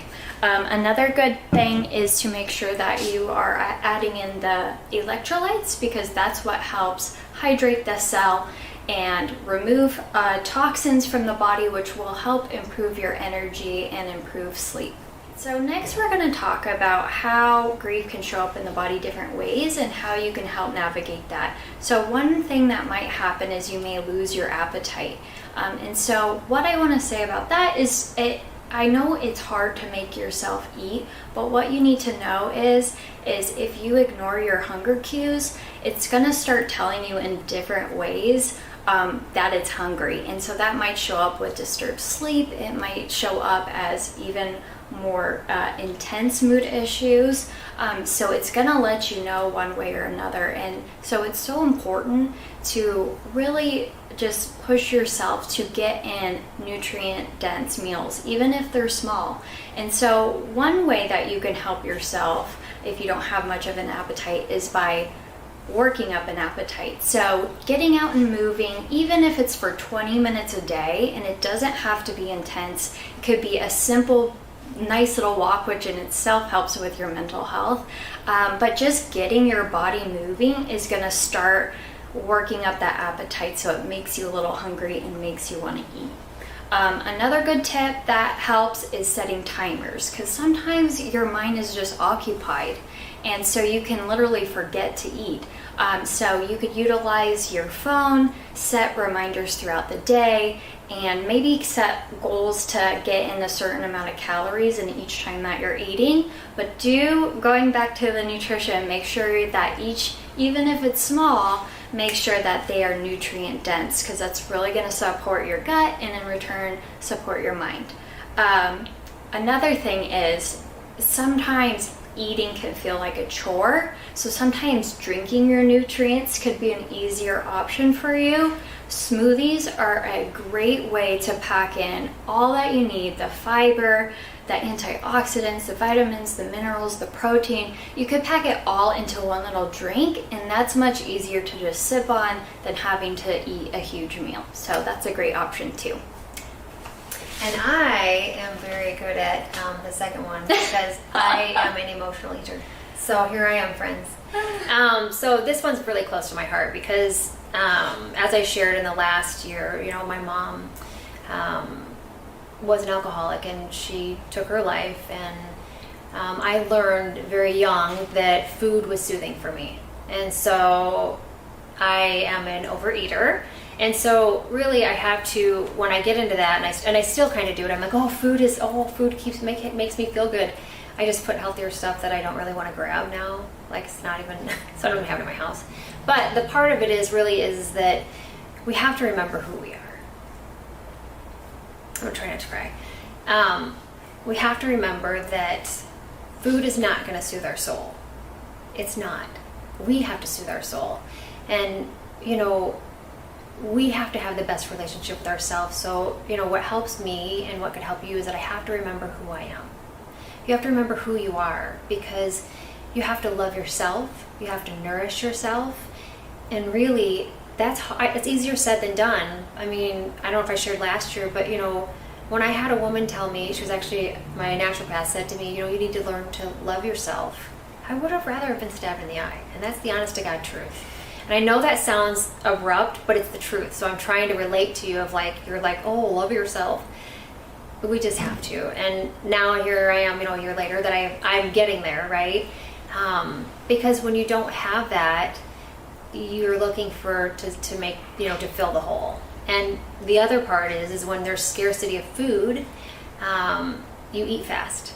And so we're not mindfully, we're actually like, oh my gosh, I must get all this in. And so what happens is it takes 20 minutes for your gut and brain to talk to each other, meaning 20 minutes. So for instance, I will eat something that's so good and I'll eat it so fast. And then after the 20 minutes, my body's finally like, what are you doing? And then you're like, you feel like overfed and not good. So just tell enjoy it. I know it's hard, but if you can just realize that your relationship with you is the best and most important relationship you will ever have.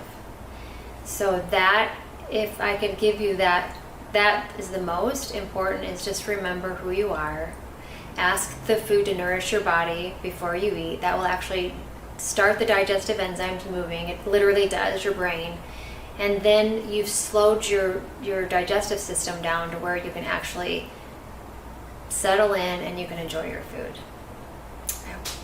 Supplement tips for you guys, and I'm only going to give you a couple of them because I don't want to go through a whole list, and just so you know, we'll put them in the show notes so that you guys can so you don't have to try and remember like what did she do. You don't have to try and rewind it. It'll be in the show notes so that we can make it really easy for you. And please know that supplements do not replace food, so you have to, like she said, nourish your gut. And then the first one would be a multivitamin, because a multivitamin, when we're going through bouts of stress and things that just take a lot of energy from us, we need to make sure that we're filling in the gaps. And a multivitamin would do that for you. It would fill in the gaps. Second, my favorite is magnesium. I love this thing so much. So magnesium lotion and magnesium, but I love the magnesium lotion. And the reason I do is because magnesium sits in the tissues, and so our heart is what needs it the most. And you know, your heart is the only organ that doesn't absorb it. So if you take this, you put it on your hands and then you rub it on your chest, on your heart, it'll absorb, and you'll find that it goes into the tissues, and it literally, you can feel like the anxiousness start to come down. And they're great for sleep, it's great for like muscles, but magnesium really is one of my favorites, because when you're stressed also, you fly through magnesium. And so it's super important to always keep that up, because it really helps to keep the dopamine and the serotonin up, and it works with a lot of other of your vitamins and supplements so that they all work together beautifully. Meditation is important because it really sets the space for 1, acceptance, and 2, a place of healing. So like I said, it's going to look different for everybody. And meditation, it could be walking, it could be yoga, it could be deep breathing, it could be stretching. But the main point is to really get you to that present moment. Some good resources that I like, one is called Headspace. It's an app, and it's guided meditations. That's what I personally like, because I'm just not someone who could go sit in a corner and think of guiding myself. So I need someone to guide me guide me through it, and it's gonna make it a lot easier. The thing that I love about it too, it's an app, and they also have an interactive thing on Netflix if you have Netflix. And so a lot of people, and most people do have Netflix, so it's an easy way to access it. Another thing that I like, it's a free resource, is YouTube. If you search grief meditation, there are so many amazing guided meditations on YouTube, and it's absolutely free, so that is a great one. One that I personally enjoy, it's called Wellness on the Farm. Sounds kind of silly, but her voice is so soothing. For me personally, I think it's very relaxing when you have a nice, calm woman's voice. And then she has these beautiful images of like nature, and so it's just very calming, and she does a great job. One other thing is an app called Better Sleep, and it is also guided meditations, but it's specifically designed to help you wind down and sleep better. Lastly, what I want to touch on is the 5 sense technique. And so this is really good if you feel like you're very anxious, you're overwhelmed, you're outside of your body. This is a good technique that you could do anywhere at any time, and it's a free resource. So what you want to do is first it's called the 5 sense technique. So first you want to look for 5 things around you, and you're going to say them out loudly. For instance, I see a light, I see a camera, I see a table. So you're going to say 5. And then you're going to do 4. Feel 4 sensations. Okay, I feel my hair, I feel my shirt, and you're gonna go through 4 sensations. And then you're gonna do 3 sounds. Okay, I can hear the air conditioning. I can hear someone rolling away on their chair. So three things you can hear. And then 2 smells, and then 1 taste. And so what that does is you utilize all your senses and you come back into your body. And so that's a great way to always come back to the present moment. And then I'm going to talk about movement, because I'm always moving. Movement is really important when we are in a state of grief, in a state of anything in our head. And so this is another thing that I've used. I don't work out because I want to be fit. I work out so I shut the people upstairs off. Like, they stop talking upstairs. I take them and they go to bed. But I really, I have to move. So, and when you move, you really are, you're moving your body, but your lymphatic system is moving. Everything's starting to move, and it's super important, because then you can get out of your brain. And I know that sometimes, maybe you don't have a gym, or maybe you don't have, certain things that are there for you, like at your disposal, but you can go for a walk. And what you can do when you go for a walk, you can just realize, like, go back to the basics, right? Meaning, like, get outside, walk, notice the birds chirping, get in nature. Ever notice like when you've been like at the beach for a day, you come back and you feel amazing. You're like, one, you feel tan or whatever, but you also, you're getting vitamin D and you're grounding into the ground because you're barefoot and you're running around, and you're just outside. Like you don't have your phone, you don't have any electronics, you're outside. And so nature will heal us if we allow it. And then, you can turn on, we used to, like, just to get my wiggles out, I would just turn on YouTube, like a dance jam or whatever, and you just dance it out. The nice thing about dancing it out is you activate your left and your right brain. So when you're activating your left and your right brain, that is basically turning everything on so they can talk to each other, so that then we get all of the, and when you move, you're working the trauma out. So, which is kind of cool because and you'll feel good because you did something for your body, but it's really kind of a catch-22, not catch-22, actually a whole picture. You're getting when you move, because you are activating left and right brain. And if you can do that, I'm not saying you have to go dance or whatever, but even if you can lift your leg up, one leg, and then balance on the other leg, you're activating your right and your left brain, which is super important for trauma. And then go to a class, like for me, like I just have a routine, and I write it down, and it's so simple. It's a piece of paper, and I write down Monday, I'm going to go to bar or dance class or whatever. And I don't typically love all these classes, but what I do know is that I feel better when I'm done. And so if I have it written down, then I actually I need to go, because sometimes your brain doesn't want to do that either. You don't know how you're going to feel tomorrow. But if you write it down, you can just follow the instructions. Think that you're running from your trauma or your pain, but you're actually running from your healing. And that's the truth. And I hope that that these tips have helped you guys, and I hope that you have a great and wonderful day.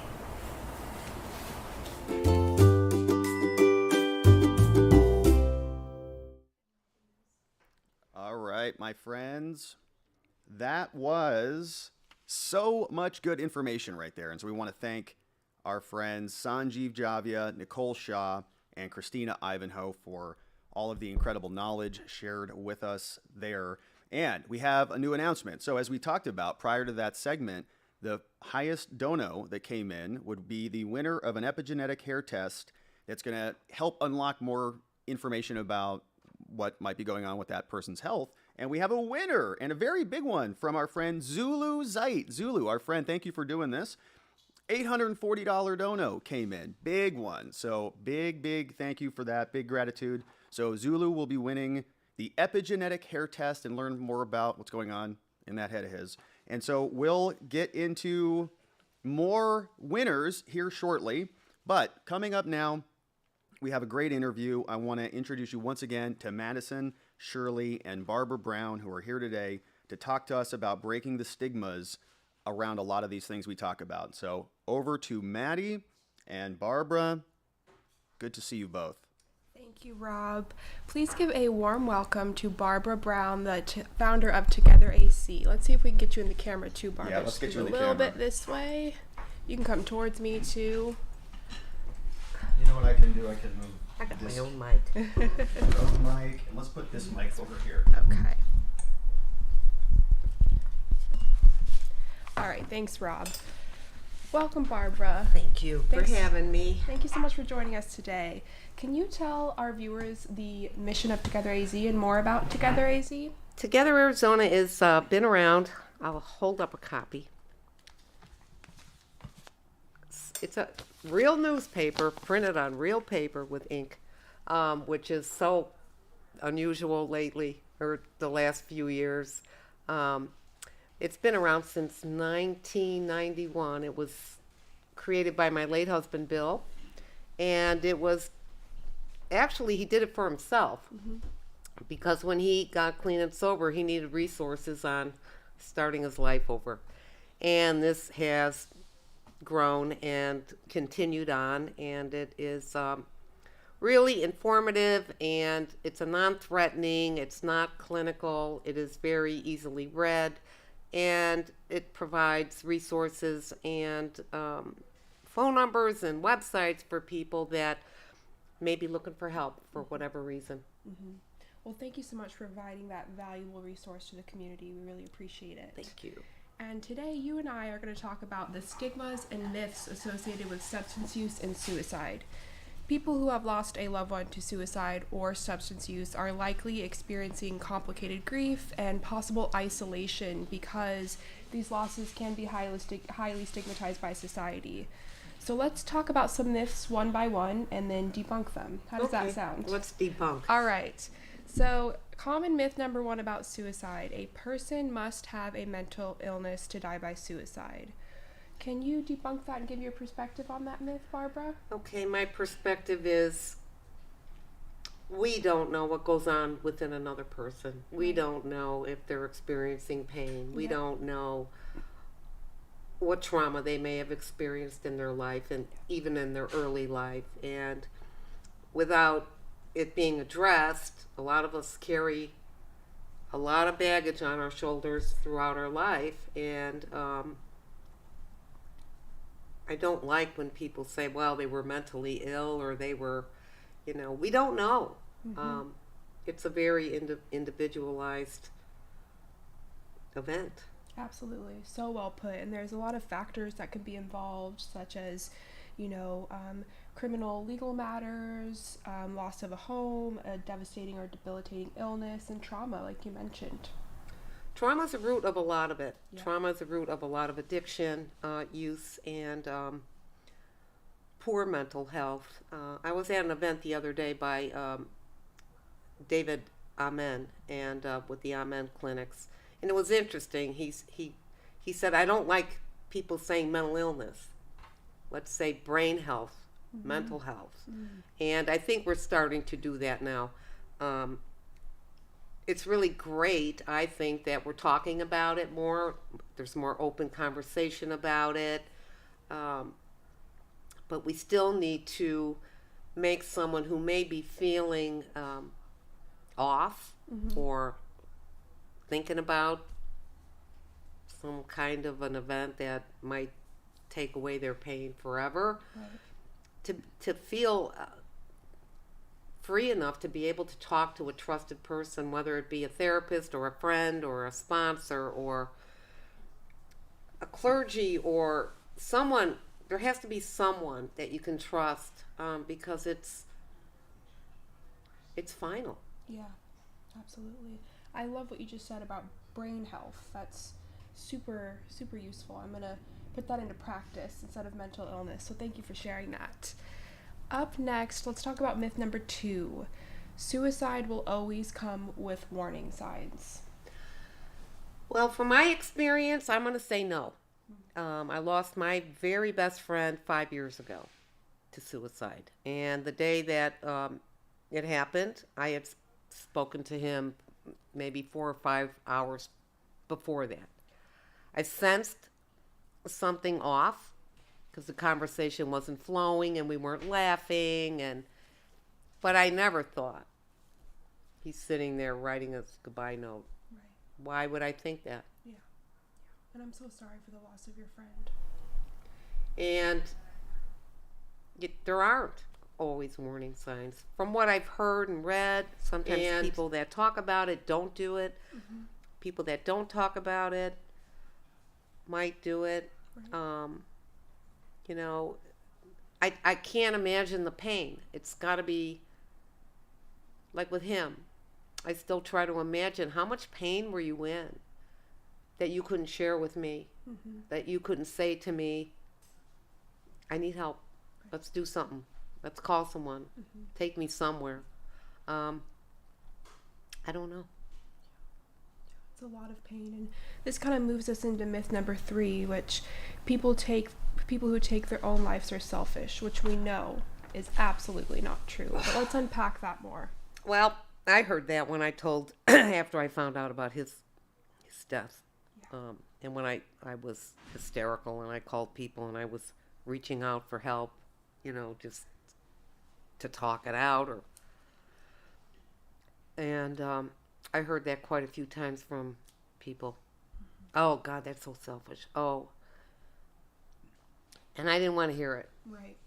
Especially then, it was the day of. And I don't think it's selfish. Mm-hmm. I think it's pain. It's pain, right? It's unimaginable pain. Yeah, that's absolutely right. And people who take their own lives might commonly feel like a burden to others or experience the intense emotional pain, which overwhelms their capacity to continue with life, and they don't want to further hurt others. It's not an act of being selfish. No, and I don't know.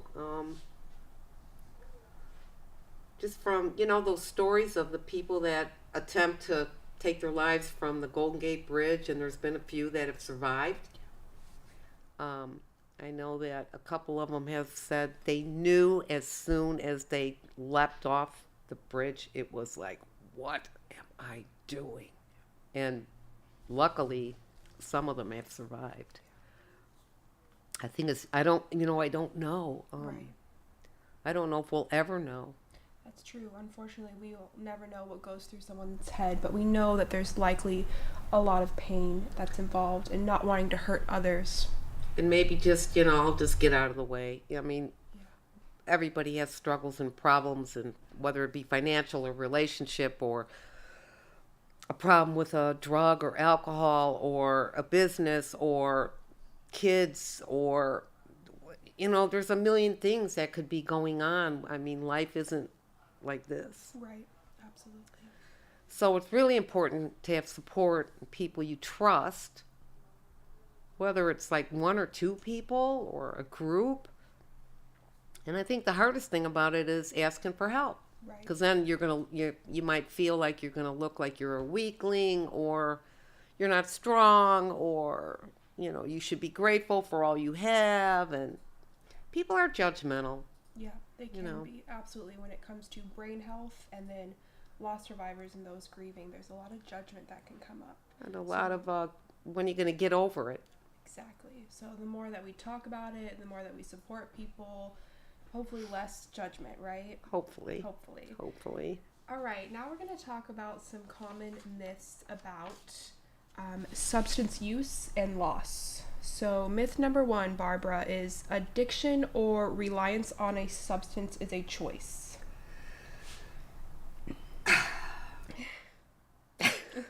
Let's debunk that. Well, I'm in recovery. I have been sober since 1990, so it's 33 years. Congratulations. I know. So that means I'm 33 years older. Was it a choice for me? Maybe in a moment it was. But the drug or alcohol always won over. And I craved it. Even though I didn't know it, I was craving it. My brain was craving it. My body was craving it. And I wanted to numb out. Yeah. Did I have a choice? You know how many times I stopped? I can't tell you. Mm-hmm. Okay, I'm going to make the choice today not to drink. I'm going to make the choice tonight not to go out. I'm going to make the choice today to, I'm going to stay sober. And it never lasted because I'm an addict. I'm an addict, and it is a spiritual disease. It's a mental disease. It's a physical craving. Yep. It's a craving. Like some people crave chocolate. Yep, absolutely. And it'd be fair to say, like you said, addiction is a disease rather than a choice. And it's taken a long time for it to be recognized as such. Maybe I would have gotten sober earlier than I did, but I saw alcoholism in my family growing up. I was disgusted by it, but I had the gene, maybe. I don't know. Yeah. And as many times as I wanted to quit and I didn't want the consequences were horrible, I could not stop on my own. Right. Yep. It's not about willpower. Yeah. It's not about, okay, for the rest of my life, I'm never going to do this. I needed help by professional people to get me to where I am today. Absolutely, and congratulations on your Oh, sobriety. thanks. I can't imagine my life well, I wouldn't have a life. So. Wonderful. All right, let's talk about myth number 2. Overdoses typically only happen to people who have had a long-standing addiction. No, because just look at what's happening with the fentanyl crisis. Right. You know, there's so much going on. There's so much junk coming across the border and from wherever it comes from. And I lost a friend last year who thought he was taking, I think, something to sleep, and it was fentanyl laced. He's dead. You know, mid-40s, couple of kids, gone. You read about it. It's like we read about it every day. I read last night or the day before, I don't know how many children, third graders, were sent to the hospital in California. I don't know what city. They got their hands on gummies. Oh. Pets little kids. Yeah. There was a horrible, horrific thing that happened in New York about a month ago in the Bronx at a daycare, and a little baby. I don't know if you heard about it. I did, yeah. With the fentanyl, Yep. and the baby died. Yeah. So no, it's not that you have to be an addict. Not in today's world. Exactly. We hear all too often cases where people are exposed to fentanyl unknowingly, and it only takes a small amount in one time. Yeah, like a grain of salt. Yeah. And how big is that? Yeah. And even when, you know, I'm grateful that they have Narcan, and Narcan is being provided, and everybody should have one, and everybody should kind of have it on them. Yeah. Because you never know. You never know. That's right. All right, let's move to myth number 3. It is not possible to overdose from alcohol. It is. Maybe they don't call it overdose, but you do die from it. Yeah. Alcohol poisoning. I think a friend of mine, it was a long time ago, died of alcohol poisoning. There's only so much your body can take. Right. In your organs, in your liver, and no, it happens. And you hear about, like, even college kids that whatever the parties are, and they drink too much and pass out and end up dying from alcohol poisoning. Yeah, it is a scary, unfortunate reality that can happen if you ingest too much alcohol in a short amount of time. Yep. Well, thank you, Barbara, for going through those myths and debunking them with us. I really appreciate it. Can you share a little bit more about how we can support grievers, those facing mental health challenges, and those in recovery? We kind of touched on resources, and creating comfortable environments where people feel okay to speak up is huge. I think, and I think there is more of them, are support groups. Yep.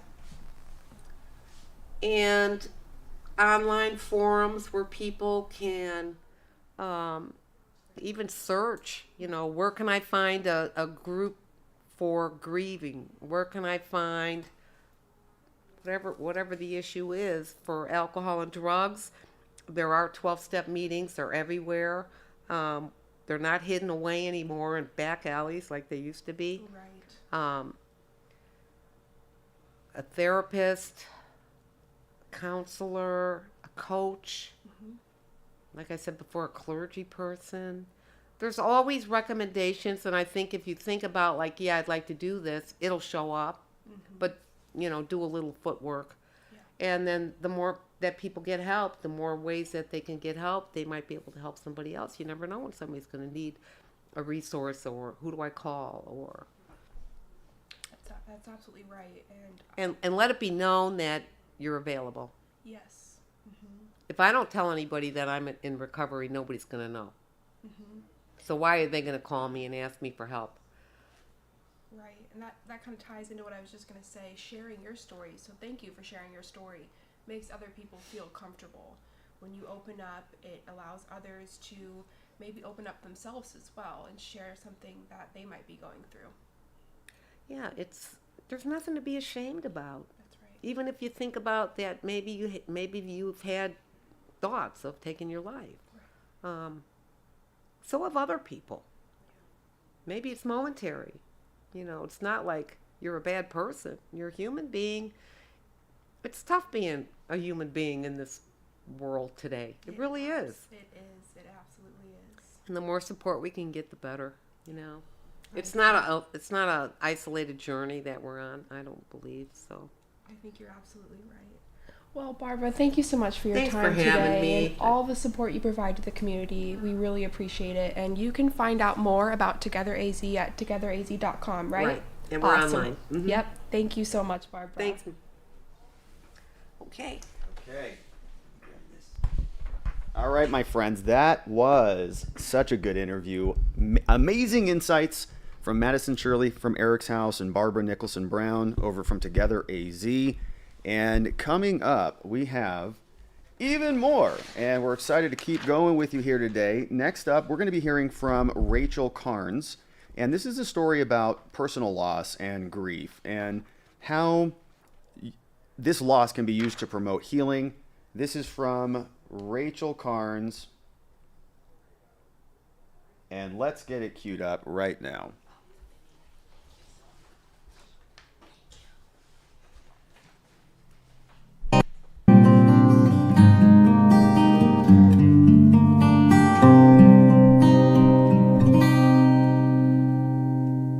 We lost our daughter Jane in February of 2022. Jane died by suicide, and you know, it's devastating, as you know. So many of your EricsHouse participants and friends of EricsHouse are so aware of the devastation of profound and traumatic loss. And another mom said, you have to take grief yoga. You just need to come in and do grief yoga with Paul. So I have a visual aid right here. Paul Deniston is the mentor and trainer who has taken the body of research and work in the somatic healing space and really distilled it down into a beautiful grief yoga program that's accessible to all grievers and really meant for all grievers. I did Paul's course, training as a grief movement guide myself through his mentorship, and I continue to work in the mentorship group that he hosts so that we can come every other week with our questions and develop ideas and so on with him. What's really wonderful about launching into doing a grief movement program of my own is it enables me to work with folks like myself. My little grief movement program, as it's nurturing in its infancy, is just for other bereaved moms. And we're really a community. You know, we always say we're so sorry that we have this reason to know each other, but we're so glad that we're not alone. And having a space for bereaved moms to be able to do grief movement together has been very special. So it's sort of taking what I've been doing with Paul Deniston and his work and moving it into a space where moms can be together. And it's interesting because it reminds me so much of when we had little babies and little toddlers and little preschoolers, and you would strike up a conversation at the playground and you'd compare your situation and kind of day to day with other moms. And now we're here in this new world where we're still continuing our bonds with our children who have passed on and trying to figure out how to manage day to day as grieving parents. And that camaraderie and that sense of closeness and sense of community is still so important. And it feels in a way like we're back together, connecting, and trying to figure it out together. So it's been very special. Well, thank you very much, Rachel, for doing that work. It is really badly needed. It's an honor, honestly. It's, you know, it just feels like a privilege to work with other moms like myself, like yourself, who have had the worst thing possible happen and are just living every day since, trying to sort out what could help. And, you know, it's a privilege to take a tiny bit of the pain that I experienced after losing Jane and turn it into that purpose. I feel honored every time a mom comes into our program, which is hosted right here. This is my yoga space. It's right here in my home office.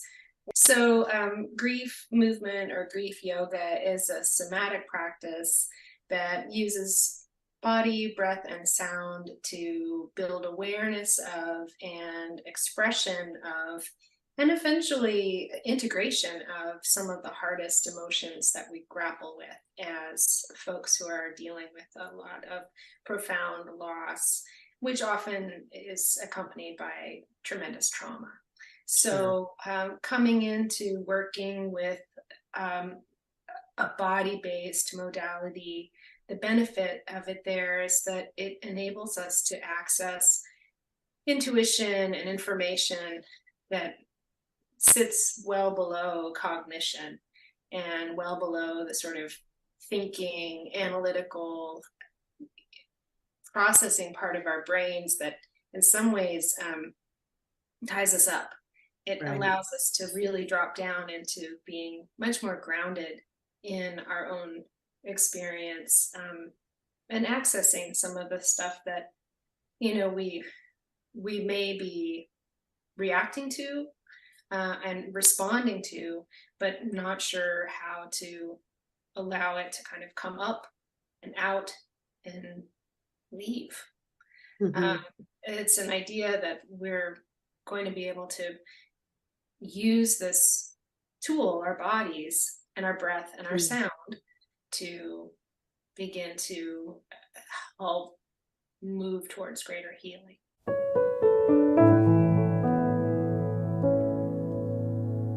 Let's begin with just building a little awareness. When experiencing grief, you know, we can get so stuck and feel a lot of fear and anxiety about the future. So we're going to do some grounded breath to help us to become more present. So I just invite you to take a comfortable seated position wherever you are, if you're watching this near or far, and close your eyes and just become aware of your connection to the earth.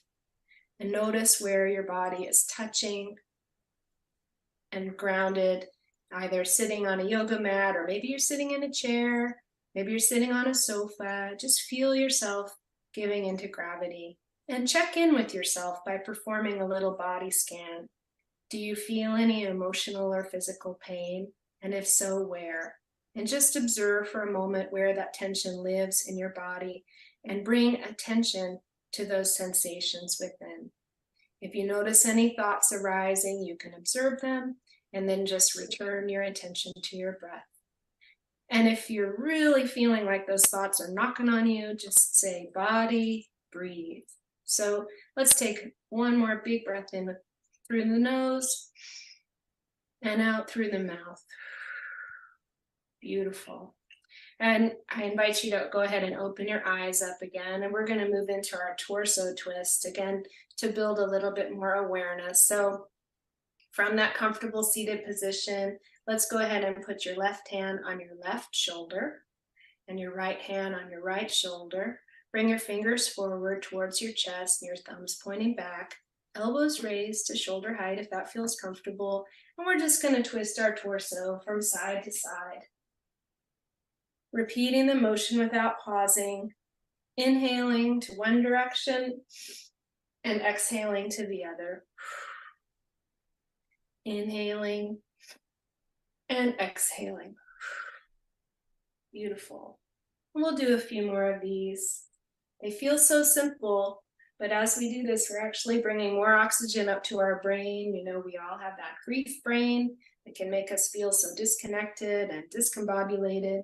And this simple little thing you can do at your desk, you could do sitting, watching television, can really help and be nourishing and supportive for us.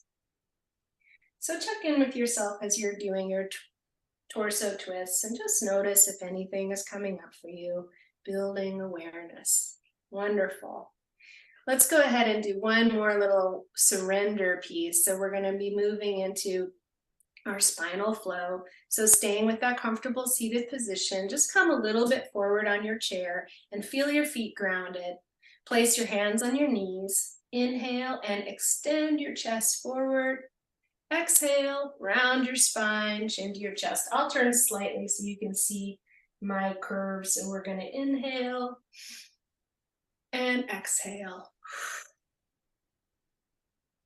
And inhale and exhale.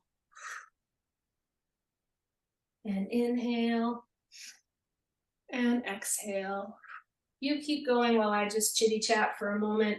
So, you know, when we're carrying around our grief and our trauma, it's almost like we've got a backpack on, and that backpack is on all the time, weighing us down. So this little movement that we're doing, so simple, really gives us a chance to just put that backpack down for a second and just be yourselves. And we're just going to do that a few more times. And then come center. And let's just do one more. Our last awareness before we move on to the rest of our class that we would do when you sign up to do grief movement with me. So let's do our shoulder release.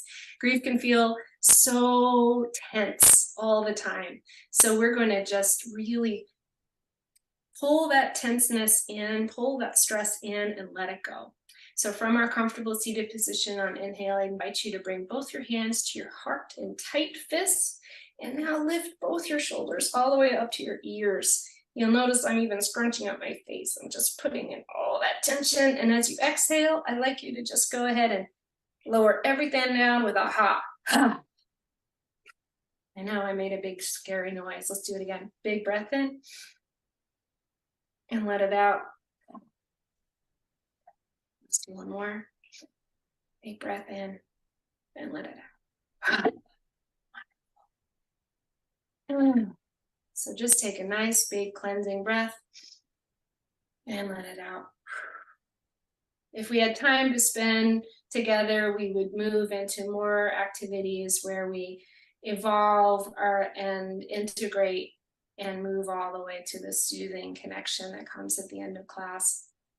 The body, breath, and sound, when we bring them together, allows this awareness, but also a release that's very special. We practice vocalizing, like you heard me go, huh?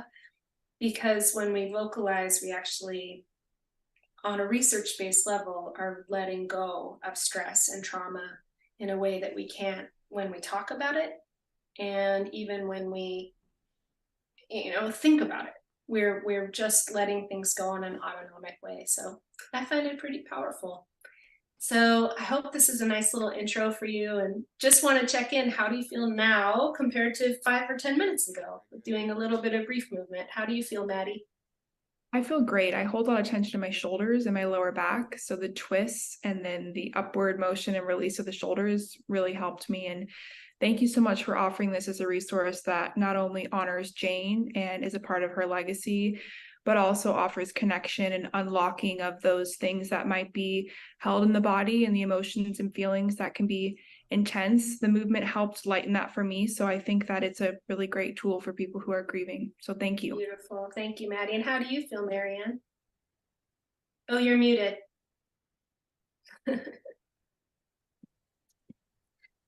I am very aware of my back. I carry a lot of my grief in my back. And, I love the analogy of the backpack because that is really what it feels like. Right.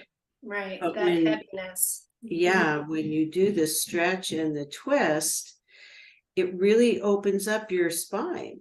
It's interesting. It's such a simple movement, but just having that awareness, I know, just to kind of reflect on what you're saying, I think a lot of our energy as grievers is really rounded over. We're oftentimes really hunched over like this. I know I feel like I struggle with this. And I think what we're doing is we're protecting our heart. Yes. Our heart and our emotions have been so wounded. And by going down like this, carrying that backpack, we're giving ourselves a kind of armature. So we practice in our safe space, opening this up and allowing this to express itself.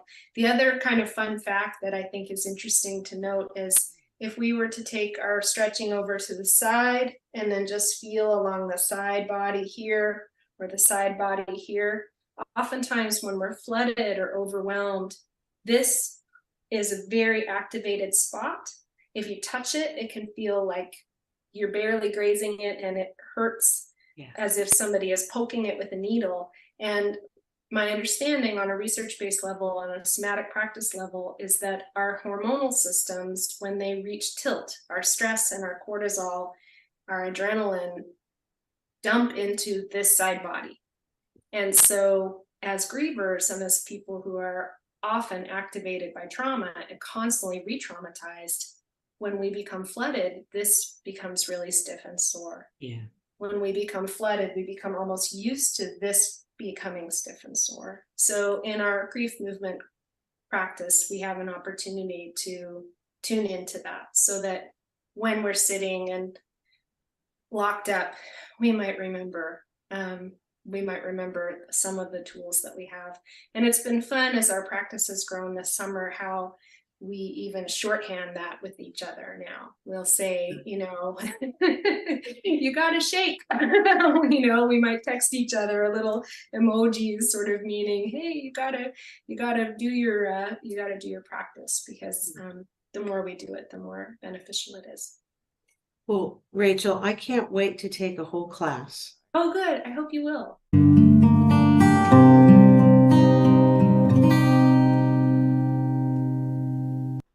All right, a beautiful conversation. That was with Rachel Carnes and Maddie and Marianne, and we're super grateful for all the wisdom shared there. Now, we have another interview here in person today for EricsHouse. And again, if you've not made your donation yet, good place to do that is over at givebutter.com/EricsHouse 2023, I believe is the address. So go on over there, make your donation. And now I want to introduce you to Tanya Larian and Greg Eckerman, who are here with us today to talk about honoring your feelings and self-care goals. And I'll let them take it away. Greg. Welcome to Tanya. Tanya is a certified relationship coach and a speaker. And in her practice, she works one-on-one with individuals and with groups to teach people essential relationship skills and how to practice sensational self-care. And Tanya has been gracious enough to meet with many of our EricsHouse groups to talk about application of those skills to grief, to our grief journeys. And so I wanted to take the opportunity to kind of explore that. There are some challenges in that I've found personally, and I've observed as we've discussed this in our groups. We start with the idea that everyone's grief journey is unique to them. Mm-hmm. But there are common elements. There are things that recur. And so I think it's very appropriate to think about how we would structure an approach to address those feelings and try to move towards hope and healing.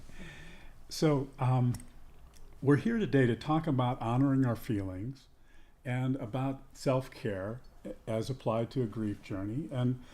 And those things might seem a little counterintuitive to people because, to start with, the feelings that we have in grief are messy and dark sometimes and sad and they take a lot of energy. And so why don't we start with that, and then we'll move on to the self-care side of this. What does it mean to honor our feelings?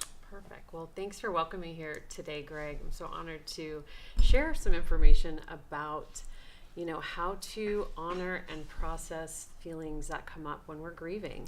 And I'd start by saying that grief, demands space. I think that's the most important for people to understand, and that grief feels big for a reason, because when we've lost someone we love, it's not just that we've lost the person, but we've also lost the chance to have our hopes and dreams come true. And I just find that it feels like for a lot of people, and myself included when I've grieved, that you've lost the past, the present, and the future. And so I want to honor that grief feels big for a reason.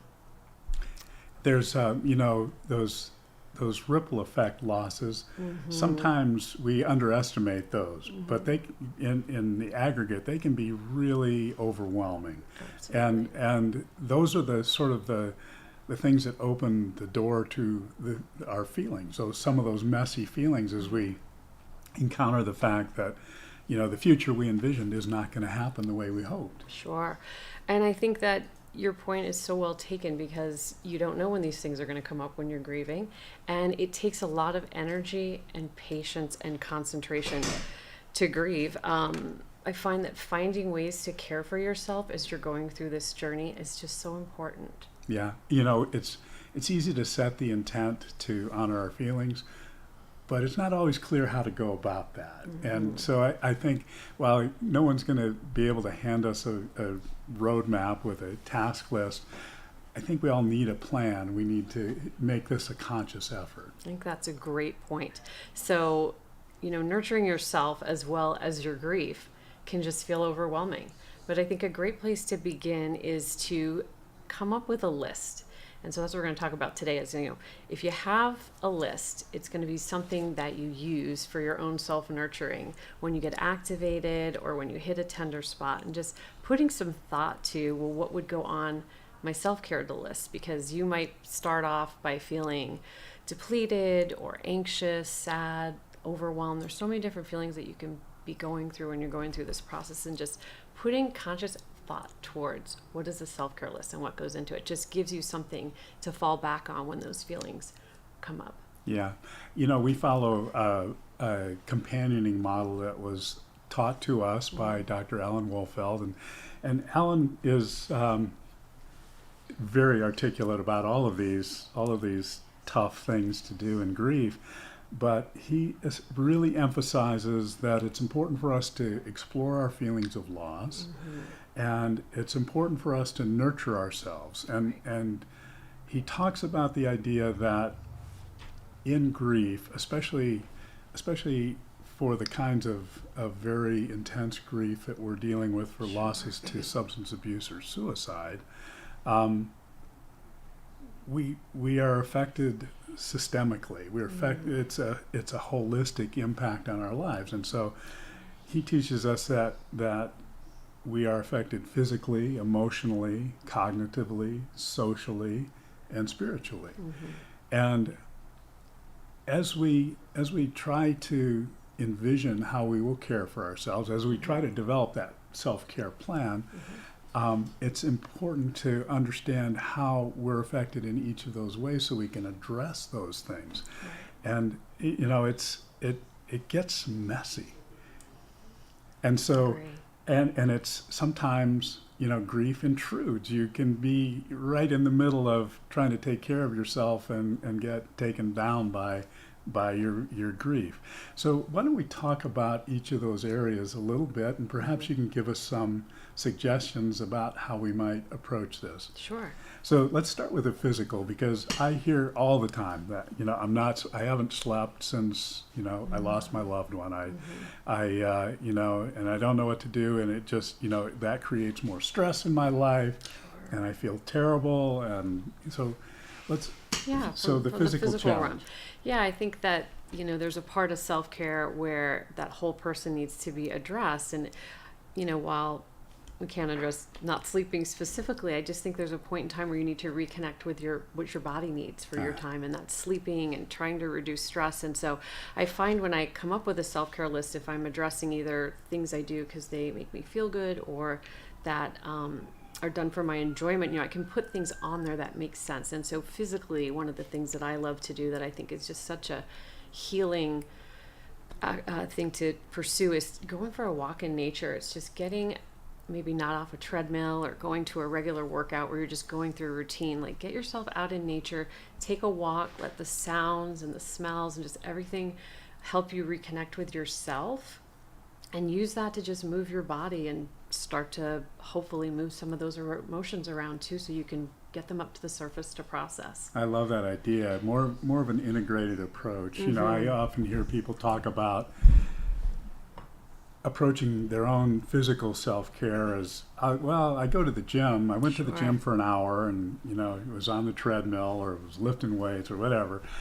But it seems like that's kind of limited. And when we talk about an approach that looks holistically at mind, body, spirit, it's kind of only in that body space. It doesn't. Whereas a walk in nature kind of opens you up to multiple things. It does. And I think what you might need for one day for self-care will vary to the next. And if you haven't ever established a self-care routine, this is a beginning place where you're going to start to explore for yourself, like, what is it that I would need? What are some of the things that I want to have on my list that I can go to when these things come up? So I think taking care of your physical through taking a walk in nature, maybe it's doing something different you've never tried before, going to, a yoga class, or just anything that helps you bring your stress level down, reconnect with your body, I think is some place to really start, is to take care, realize that your physical aspect needs care during this process, because it's your body that's going to get you through this grieving.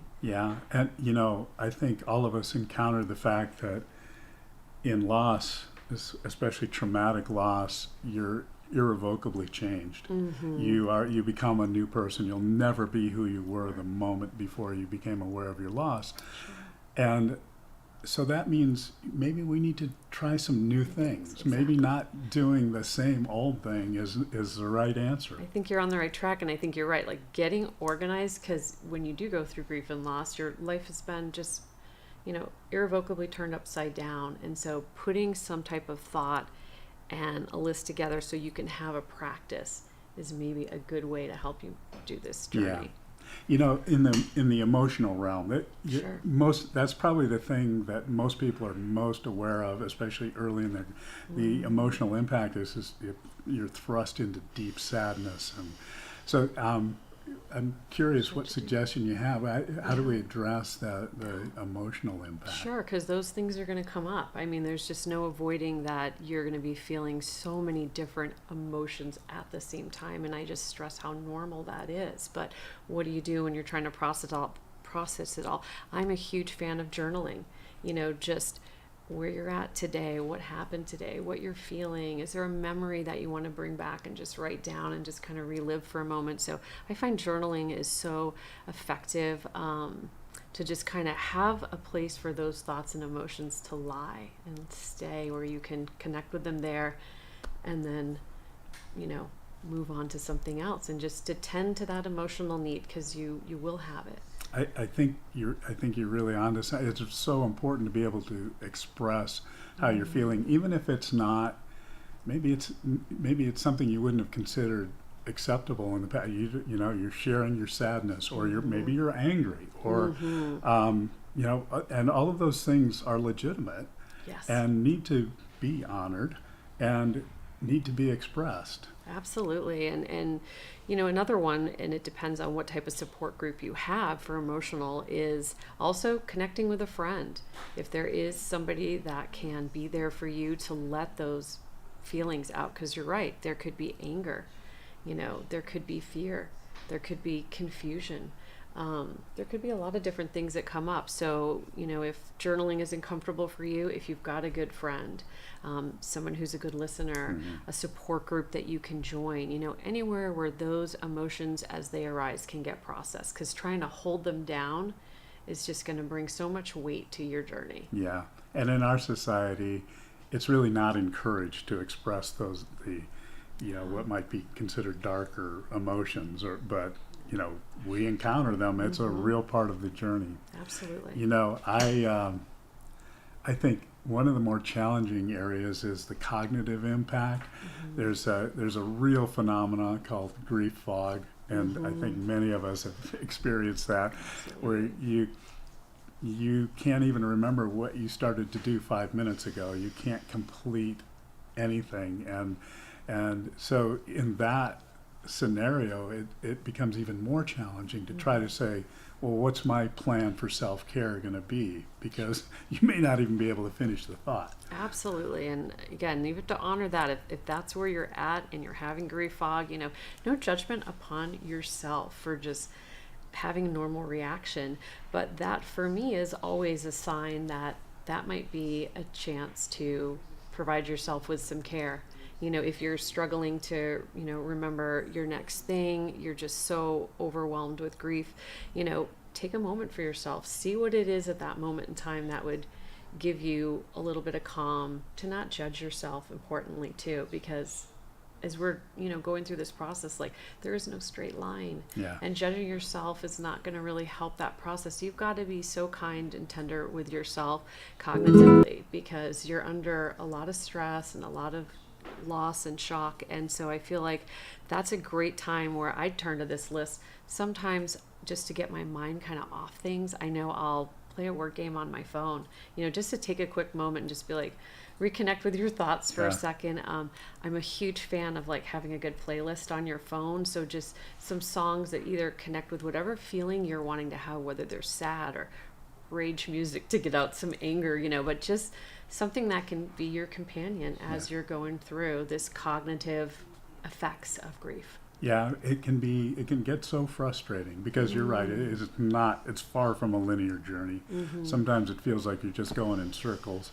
But, I think having that plan allows you to recognize that our movement towards hope and healing doesn't come in big increments, and it's not linear. And sometimes you have to really acknowledge that a small step in the right direction is a great thing. Absolutely. And I think that's the way to champion yourself. Like I said initially, it's just the amount of energy and patience and concentration that it takes to grieve is something that you can look back on, as you make your progress. And going back to just trying to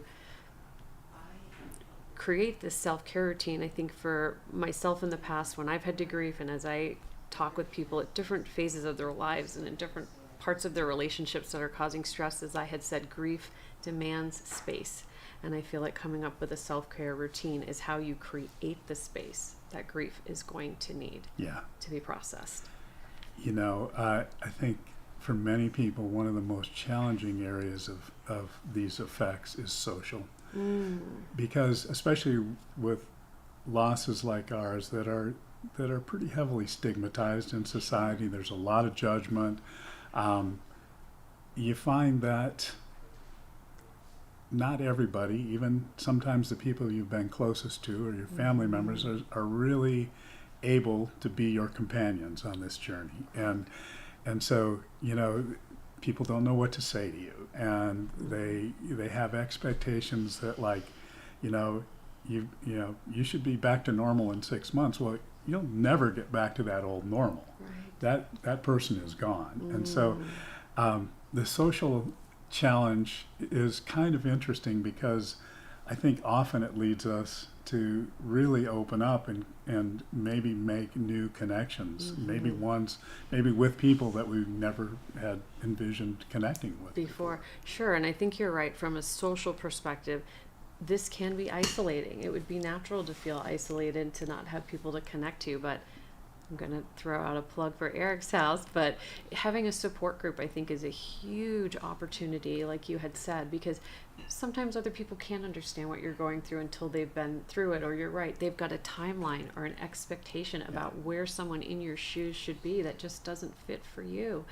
And I think that, whether it's through your church or a support group or therapy or whatever it is that you can do to tend to your social needs during this time and to nurture those. And I'm a big fan of the support groups because it's just a safe space to connect with a lot of people who are in your shoes. And like you said, sharing stories with people that can relate and that can figure out right where you are because they've been there, I think is so helpful. And it is ironic that sometimes those people that you're forced to decide don't really belong on your journey at this point are people who love you the most. Sure. And so, it's well intentioned, but it's ill conceived. It doesn't really help. Yeah, well, there is no timeline, I think, is what you have to surrender to, is that in this process, there is no timeline. So having, like we were discussing today, all these different options to know the different realms that you're going to have to address and to have a plan in place is probably going to be one of your best and safest ways to weather the storm, all the ups and downs life brings. Yeah. These I think any significant loss kind of thrusts you into a realm where you start to ask the big questions about what the meaning of life, and that the spiritual realm can be really challenging for people. And I I think for some people maybe it's an organized religion that they've been part of, but for many people it's not. And Absolutely. in fact, in going through this loss, sometimes we sever the connections with those spiritual venues that we've relied on in the past. Absolutely. I think that makes total sense. I mean, I think there's a lot of questioning, what if, if those things exist, how is this possible, or why Right. am I here? And so I think that, if you can rely on those resources and those are out there in your, spiritual channels that you've pursued in the past, I think that's great. But if they're not, then again, as we've been talking, this puts you into a new light. So opening up to, meditation groups, and just finding another way that fits for you in this moment and in this situation and can meet you where you are, is another wonderful opportunity to connect with yourself and your feelings, and to feed that part of yourself that has a spiritual need. And maybe you'll get back to where you were, but trying something new might be a really great opportunity here, even though it'll feel scary if you've never tried it. But realizing that the spiritual needs some type of addressing, I think, is really essential. So it's interesting, I think some of the most effective approaches to self-care really span multiple effects. They are sort of inherently integrated, and it's one of the things that I think surprises people is that in loss and grief we find ourselves opened up to new paths. And so it's fascinating to me how that evolves, because that's really where the uniqueness of everybody's grief journey shows up. Yes, I hear you. It's very powerful. I think so. And I would say I hope a goal for people, if they can take away something from our discussion and the topics we talked about today, is to put a list together and see what you can do. Maybe you can do one thing for yourself per day from your list. My goal now is 3. I try and do 3 things a day for myself, and I find it just keeps me, centered, balanced. I can handle what's coming my way a lot more calmly. And I've never had to do that before in my life, but I went through it pretty unhappily. And I know that has brought me a lot more peace by figuring out that, yes, there are parts of myself that need things. And you're right, between meditation, hitting spiritual, things we're talking about cognitively, physically, moving around. I just think there's such a variety of things that you can do to really aid yourself in your journey. Yeah, it is. It's really empowering, isn't it? Yes. I mean, to feel that you can recognize a need and be able to put together a plan, and maybe some of that's just holding yourself accountable. Sure. Or some of it's knowing that you're going to get off track, and then you have something to refer back to. Absolutely. Yeah. I really think that that's a great point, and that there's no rules here. These are just suggestions, but it's a way to just start to care for yourself. And I hope what it does is it tries to put a little bit of that control that you've lost over your emotions and what's happened back in your control again, by realizing, like, hey, I can do something for myself here. I can do something that's good for me, that makes me feel good after, and that I will enjoy, even though I'm going through a really intense grieving process. And I want to honor that, and I want to process these feelings. So I hope that that's something that people can take away. Yeah. Tanya, thank you so much for helping us all understand how we go about honoring our feelings, even if they're messy, and how we use that understanding to guide how we take care of ourselves. Excellent. Well, I hope everyone can get something from it, and thanks for having me, and I hope everyone takes good care of themselves. Well, thank you for your ongoing support of EricsHouse. It's meant a lot.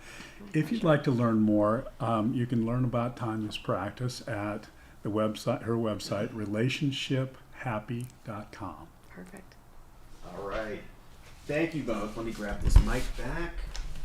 All right, my friends. So that was, a little hot there. That was Tanya Larian and Greg Eckerman with a beautiful conversation.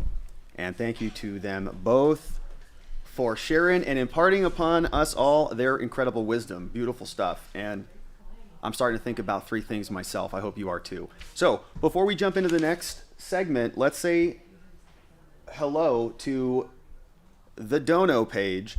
This is givebutter.com/EricsHouse 2023. Quick update here. You can see we just crossed $20,000. Woo, woo, woo. Okay, so my friends, absolutely amazing. You can go to givebutter.com/EricsHouse 2023. And I know we've got some outside donos made that are not even showing up here. But look at this. Look how close it is between Mom and Rob. Mom is just barely behind her son, who's in the lead, of course. You know how that goes. But let's see what else is coming up. We have a beautiful story now from this is a video here. This is with Jackie Cole and Marianne Govea and Madison Shirley. It's an interview about growth in grief.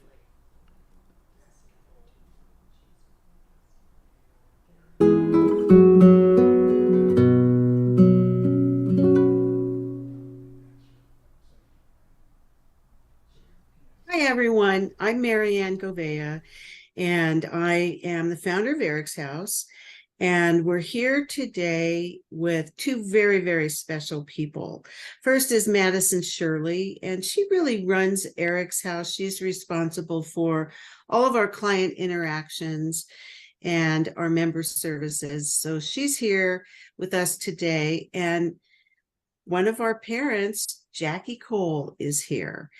And Jackie is really a very special person. She lost her son, Stuart, to suicide at the end of 2021. And I know what a difficult journey that is. And Jackie has done so well working through her grief and is even turning her loss into good for others. So we're going to share a little bit about Jackie and what Jackie's doing in the community. So Jackie, let's start with Stuart. Tell us a little bit about Stuart. Thanks, Marianne. And thank you, Maddie. Yeah, you know, it's one of my favorite topics, talking about my children. Stu, I'd like to say that he, I think, accomplished his goals prior to his death. And I'm happy to say that he wanted very badly to be established in his career as a barber, and he wanted to have his own apartment in Manhattan, and he did. He lived on the Lower East Side, and he told me when I came to visit Mom, it's kind of the size of a camper, but it's my own place. So he was really excited about that.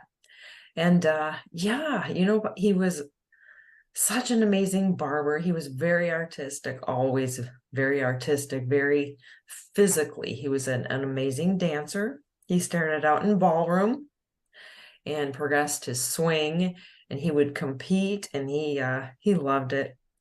And then the barbering it's a physical art. Mm-hmm. So he enjoyed that very much. So yeah, he was a funny kid. He loved to laugh, and yeah, he loved to talk, and he would call me, and we didn't really talk for hours. I listened for hours. So yeah, he was a delight. Well, thank you for sharing that with us. We always like to hear about our loved ones. Yes. So, you know, we talk about suicide as sort of the unthinkable death. It's hard to imagine what we go through when we're faced with grief from suicide. And part of what happens to us as loss survivors is that our identity changes. And we're wondering, well, what are we doing with our lives? Where is meaning and purpose in our lives? I know for me, and I think it's the same for you, Jackie, that who am I now question is so relevant because we're so dramatically different after we lose somebody we love to suicide. So talk a little bit about that. What was that like for you? Well, I think, you know, for sure the first year after Stu died, I didn't really think about much other than how much it hurt and how sad we were and how are we going to muddle through. And Yeah, survival definitely was the goal, the mission the first year. And the idea of my identity being different, yeah, it was everything. It was not just who am I, but my beliefs, the way I thought the world was supposed to work, the way I envisioned my future, even looking back on the past changed. Everything was different. And I know that I, at one point, more than one point, asked myself the actual question, who am I going to be now? Because I didn't know. I had no footing. Yeah. So. Yeah. And, during our grief journey, we know the first 2-3 years are just, they just unfold the way they unfold. And we do everything that we can do to help ourselves heal. But there's always a turning point. There's always something that happens, either gradually or in an event. There's always a turning point that says, you know what, I need to figure out what the rest of my life is going to look like. What was the turning point for you?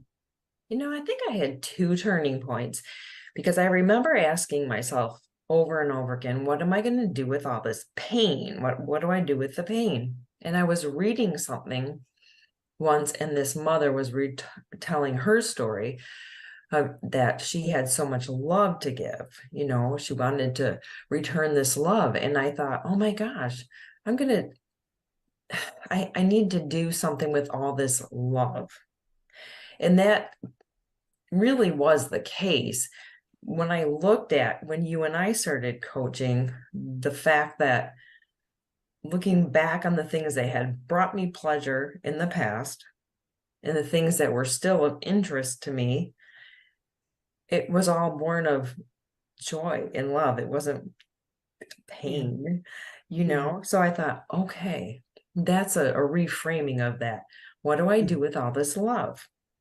And then the second thing was just this feeling I had that I have to stop fighting this reality.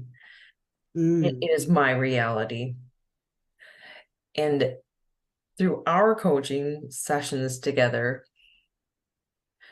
I learned that this has to exist, this pain, this grief, this new relationship with my son that I have to work a little harder at now, at least to be a lot easier. That's always going to be there. And I don't know if you remember, but early on in our sessions, I had mentioned, I just wish I could schedule a time for this pain every day. I just want to grieve from 9 a.m. to 10 a.m. and be done with it for the day, because it just hurts so bad to have it always there with you. But learning to walk alongside of it and use that love for motivation rather than the sadness, I think really helped me. Yeah, that is beautifully said, really, Jackie. It creates, reframing sadness helps create momentum towards healing, but also momentum towards that self-discovery that we all need to live our lives forward. Yeah, so that's really important. Thank you for sharing that. Now, I know we were talking a little bit about you in the early days feeling, I got to do something really big, start a foundation, make it be big, help everyone in the world. And then we all recognize, myself included, that is a momentum that's created by our pain and sorrow, and also our desire to do something to memorialize our loved one. Tell us about that. Yeah, I just wanted something with my son's name on it. And I thought it had to be something big. And of course, the people that you listen to on podcasts and read books, they've all published a book or started a foundation or a scholarship. They've built physical structures. And so I thought, oh my gosh, my son needs something in his name. And then working with you, I realized we all have gifts and we all have talents and skills. I have to use mine to create a living memory of my son. And a quote by Pablo Picasso, I know is one of your favorites. And I found a quote, and I this is much more recent, and I think the author probably just kind of took it a little further. And his quote was, "The purpose of life is to discover your gift. The work of life is to develop it. And the meaning of life is to give your gift away." And I really thought that spoke to me of my son. That's exactly what he did in his short life. He discovered his gift. He worked really hard. He worked hard to develop his gifts. He was very focused, and he was able to give it away. The dance, he literally gave away. He loved it. Even after his death, when we would run into people who had been his dance partners, would tell us how they made him feel, or he made them feel like princesses because he was such an amazing dancer. So he gave it away that way. And his hairstyles, people would get to sit with him for a while and leave feeling really good about themselves. So I thought, that's what it's about. He doesn't want me to start a huge foundation or try to follow in his footsteps to become a dancer. Be true to me. Yeah. Be your authentic self. Yes. Use your talents and skills and do what feels good to you, that allows you to share all this love that you have now. Well, and I'll say love and compassion. Yes. Allows you to share with others. Jackie, can you tell us about what you're doing in the community that connects you to Stuart and aligns with your authentic self? Yes, thank you. In my day job, I work as a personal trainer and a fitness instructor. I teach mostly older adults, meaning my age and older, and I teach yoga classes as well. And I was fortunate enough to be able to lead yoga in the park this summer in conjunction with our local farmers market. It was a lot of fun. It was kid yoga, and I've never done that before, but it was a lot of fun. And from there, working with the kids, I ran into a lovely woman who leads drum circles at it's a child prevention outreach called Center for Hope and Healing. And so I contacted them and asked them if they'd be interested in me coming in and do some yoga with families. And they said yes. And that will start in October. That was, just a great experience to meet with that group. Then just today, I received a phone call from a local camp. And they're going to be, they have a retreat that they're hosting, and they would like me to come and lead some yoga classes there. So I'm very excited about that. Also, I've been given the opportunity by Marianne to write a column for the EricsHouse newsletter. I do have a degree in journalism, and so it was really nice to be able to use my writing skills again. But I get to interview people who have lost a loved one and talk to them about ways in which they're able to keep a connection going with their loved one. Most of these people are doing small things that feel real to them. And it's been a journey for them too, to develop ways in which they can maintain their relationships.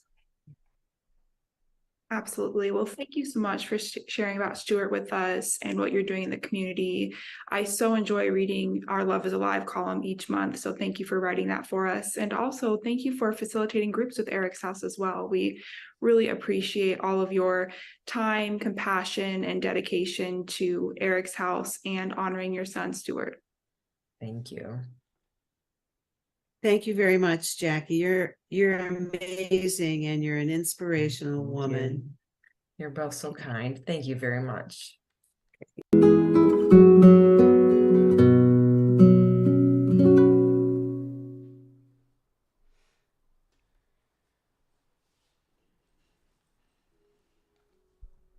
All right, my friends, that was a great conversation. Thank you so much to Jackie Cole for guiding us through some of the tools that we need to rewrite the chapters of our lives. We're grateful to you for that. And now we have a welcome courtesy of Mama Govea, who's going to introduce us. Well, one of the things about being part of EricsHouse is we get to meet so many amazing people along the way. And one of those people is Matthew Blades. In fact, he's our newest community partner. And Matthew is... He leads a popular podcast, and he has an organization called Fathers Like Me, which is also a podcast, I believe. And he's also in the grief space. In fact, they're having a grief retreat today.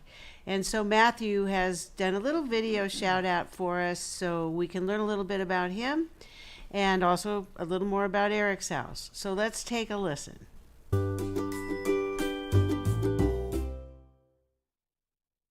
Hi there, my name is Matthew Blades, and I'm the host of the podcast Learn from People Who Lived It and the I Needed That podcast with Chris Powell. And I wanted to come to you today to talk a little bit about grief and EricsHouse and why I'm so passionate about this work and why I'm hoping that right now, as you're listening to me talk, you're considering supporting this group. Either donation, time, talents, treasures, you know the deal.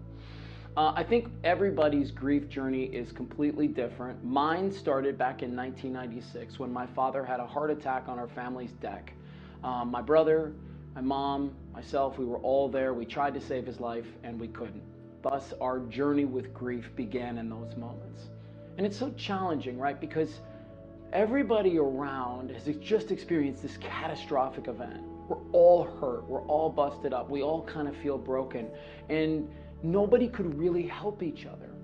This is why communities like EricsHouse are invaluable. You've heard the expression before, hurt people hurt people. Healed people heal people. And when you can get into a community like EricsHouse, you can learn some tools. You can talk things out with somebody who's a professional. You can talk things out with somebody who's been there, done that. And in there lies this comfort that you are not alone and you don't have to do this by yourself. Our family had a really tough time putting back the pieces after that moment. And I'm confident that if we had a community like EricsHouse, and I don't say this lightly, our family dynamic to this day would have been different. But it's very challenging to go through these things. And it's hard. But it doesn't need to feel impossible. And that's why I love the work being done right here at EricsHouse so very much. And I'm urging you with every piece of my heart, if you know somebody who's just experienced sudden loss, suicide, addiction, doesn't matter what it is, that person has been gone quick. I promise that family could use the support of EricsHouse. Thank you for watching this video. Continue to lean on each other, and many thanks to EricsHouse for being that vessel to see people home.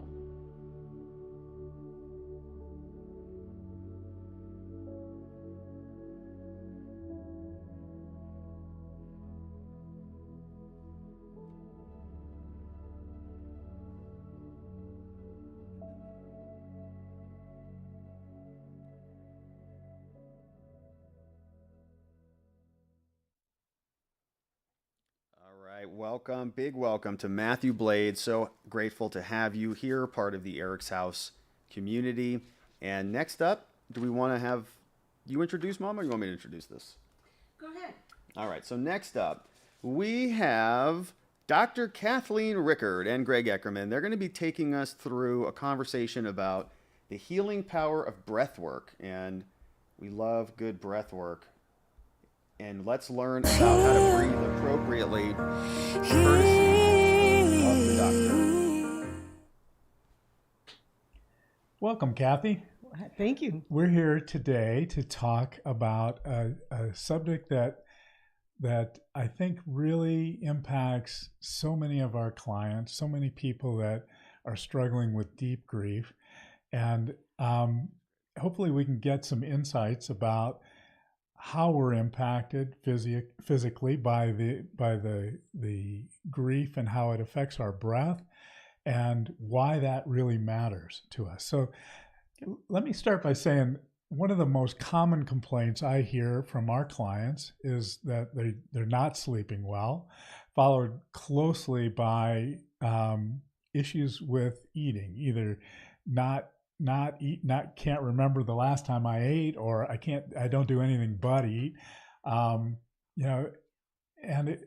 know from our previous conversations that you believe that a lot of this starts with issues with our breathing.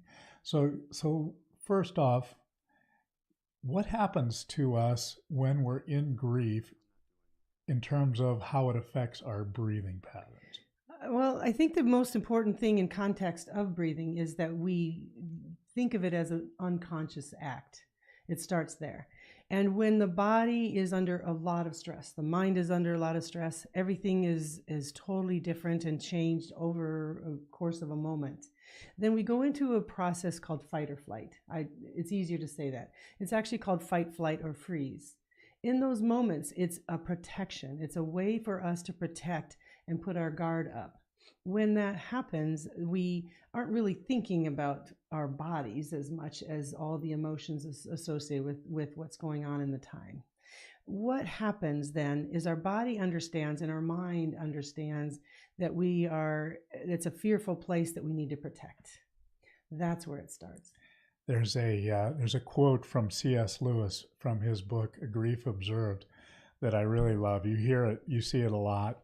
It's probably the most commonly quoted thing in that book. C.S. Lewis says, "I never realized that grief feels so much like fear." And it took me a while to really understand, but I think he's talking very literally that when we're in grief, we have that same sort of tension and anxiety and stress, and our bodies react just as though we were afraid for our lives. And I think that's kind of what you're talking about. And that's exactly what's happening. And I know that then when our bodies are like that, we are in fight, flight, or freeze. We're ready. But it's important to also note, to take a moment and understand it thinks it's protecting us at this time. Uh-huh. Unfortunately, that protection can get kind of put the body like hiding in the back corner in a way. We don't sleep well. We don't eat well. We don't take any kind of care for ourselves. It's lucky we got a shower. Uh-huh. And I think that's part of the other part of the protection. So the gut doesn't work very well because we're in fight or flight. And why would the human body want to have food in there when we don't want the juices in there? We want to keep it in the muscles and right. everywhere else, and hyper mode in the brain. All that blood supply needs to be elsewhere but the stomach. Right. So that's where the lack of ease of the stomach occurs, and that's where hunger it isn't even noted. It's not even important because we're getting ready for battle. I have observed in myself when I'm stressed that I have a tendency to shallow breathe. I have a tendency to mouth breathe, and I'm guessing those are not unusual reactions. They're very useful for a flight or fight mechanism. When we're getting ready to get the beast, as it were, whatever that beast is in our world, we raise our shoulders up and we try to fill up our lungs, and we try to get all that oxygen, hyperventilating actually in that oxygen. But when we're in a place of grief, it's a place of frozen. And so we have all this energy and all this breath that's up inside, up in our bodies, and it's not relaxing because it's getting ready to fight the beast. So we have to understand that that's actually not an abnormal feeling in the moment.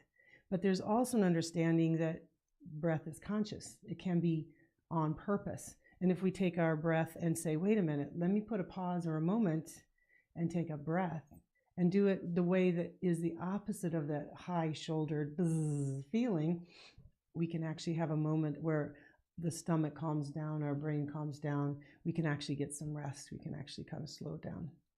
I have read that one of the issues with shallow breathing is that we don't fully empty our lungs, and that in spite of the fact that most of us sort of naturally think that the primary concern in breathing is getting enough oxygen in, the real issue that arises, especially with shallow breathing, is that our carbon dioxide balance gets out of whack. And so I'm curious, what does that do to you? It's not exactly that we don't use our full lungs. It's actually that we're putting out more carbon dioxide.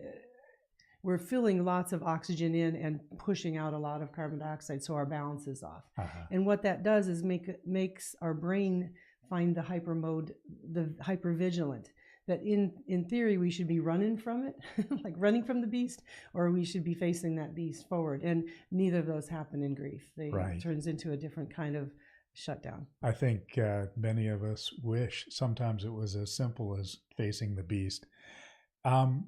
So it's fascinating that we have a tendency to react in a way that basically exacerbates the problem, right? We have all of this tension and stress and really confusion about how to move forward, and the way that we react just heightens all of it. It's survival. Yeah. It's a survival mode. And that's what we think, that's what our bodies think we're doing. That's what our mind is doing back in the very simplest part of our brain.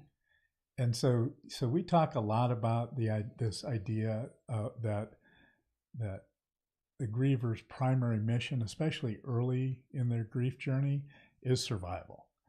But the irony is the way that we react makes it harder to survive. And so, there is, as you alluded to earlier, there's a need to kind of consciously engage a breathing pattern that counters those effects. That's right. And I think that's where we go from an acute process to more of a chronic response. And as soon as we are able to get through that acute part and that right now thing, then as time goes on a little bit, we get a little bit better at understanding to slow the body, if you know how. Yeah. And I think having just a moment in the day, just practicing it all the time, then you're ready when you feel those overwhelming moments that you are just out of control. You can go, wait, I can stop, I can drop my shoulders, and then I can breathe differently. And that seems to be the key, is to allow your body in a conscious way to fill up down below and expand that diaphragm down and leave your shoulders alone in a moment. If you can just imagine that you can have all your emotions, but you're going to take a gap. And in that gap, you allow your body to go, oh, phew, I can hold still for a minute. And that's where healing can happen on all levels, emotionally, spiritually, physically. So it is interesting then that we can view breathing as a skill we can develop, that we need to be conscious about. I know I've read a little bit. I've probably encountered more than I fully have been able to understand about different breathing approaches. But I know that there are people who essentially devote their whole lives to developing this skill set. Is it necessary to go that deep to get a positive effect? No. And actually, after 5 breaths, it can work. And when I teach people about that, when I teach children, there's a story that everybody's heard about. Stop, drop, and roll in a fire. Yeah. With a fire, that's how you take care of a fire. Right. So I've developed this thing that's pretty quick. It's just stop, drop, and breathe. And I just changed. I said, in a moment when you're ready to do it, and practicing it when you're not in that moment of hyper vigilant thought, and just kind of get ready. And so you just actually can change your whole chemistry within about 5 breaths. It's that fast. And so what is your body going through when you change your breathing pattern that has an effect so quickly? One of the simplest ways to understand it is that our bodies are working off the autonomic nervous system. That's your fight or flight and calm and relax. And so when we are working on on what the body's actually after, the cranial nerves, like the vagal nerve, is one of the most functional and most life-saving nerve that we have. And so it has a communication with the phrenic nerve, which is part of the diaphragm. So stretching the diaphragm, let's say the lungs, under the lungs, we stretch that down, it automatically tells the vagal nerve to calm and just hang out. There's no danger. And it works that quick. And the diaphragm, as I understand it, is just kind of a sheet of muscle, basically, under the lungs. It's the muscle that allows the lungs expansion and contraction, and it's automatic. But and it works with the phrenic nerve to regulate chemistry, and then the vagal nerve comes through and has a communication with that phrenic nerve. So if you have the communication that says there's no problem here right now, just for a minute, by taking that breath and stretching that diaphragm down, you tell the phrenic nerve and that it's calm. The vagal nerve says we're cool here, and you have a moment and a gap in that stress. That fast. It can be done I honestly, in 5 breaths, I can see the change in people's faces. I can see everything settle in just for a moment, and then they can know that it can happen.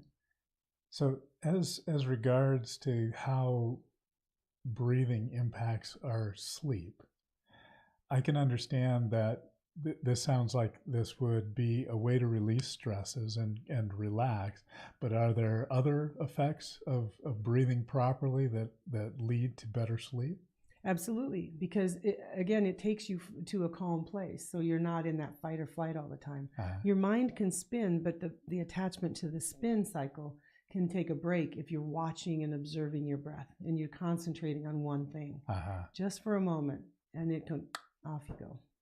So a big part of the process then is visualizing that flow of if you need to, or you can visualize the balloon of your belly expanding and contracting.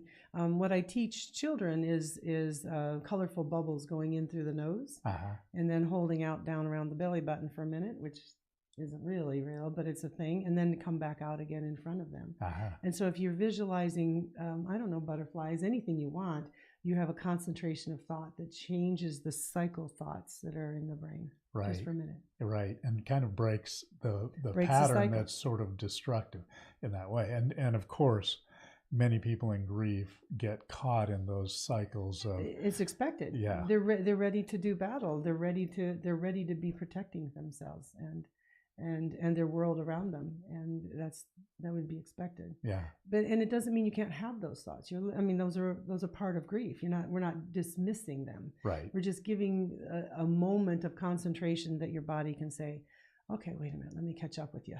Yeah. Or even it's almost like giving ourselves permission and a means to just set that aside for a moment. Absolutely. Knowing that we'll always be able to access our grief. Absolutely. It's patient. It waits for you.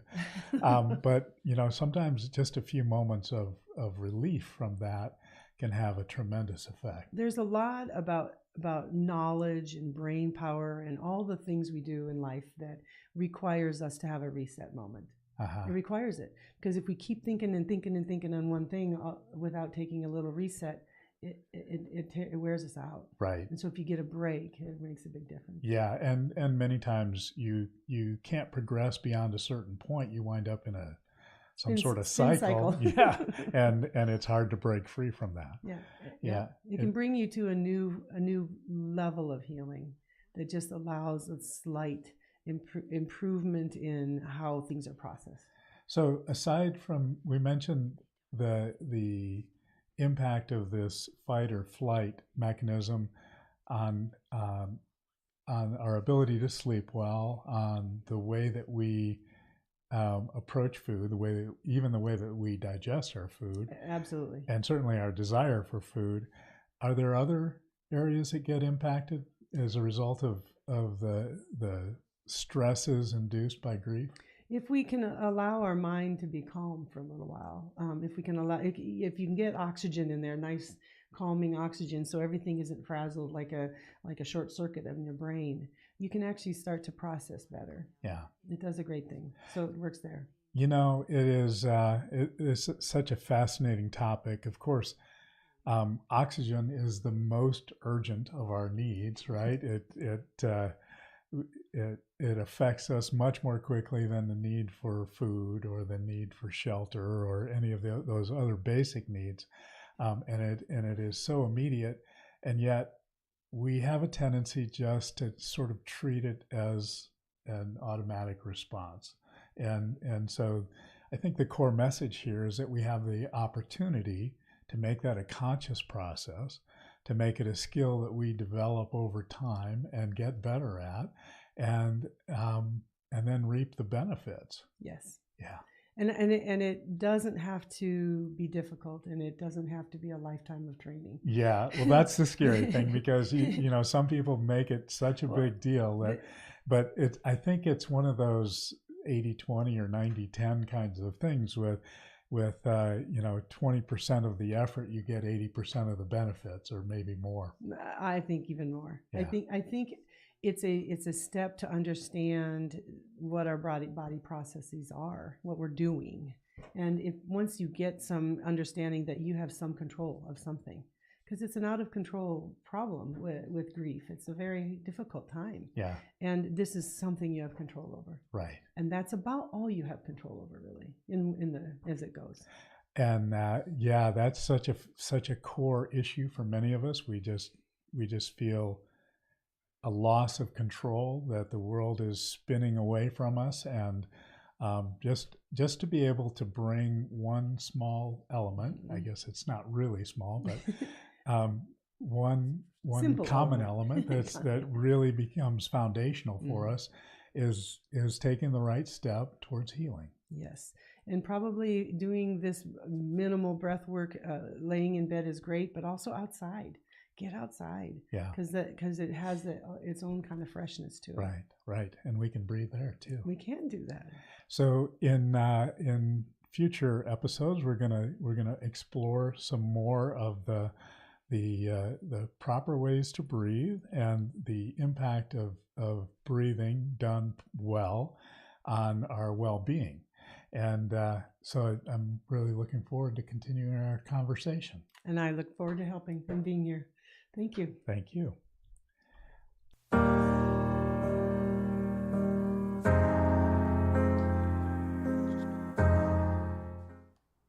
All right, my friends, that was a great conversation from Dr. Kathleen Ricard and Greg Eckerman, The Healing Power of Breathwork.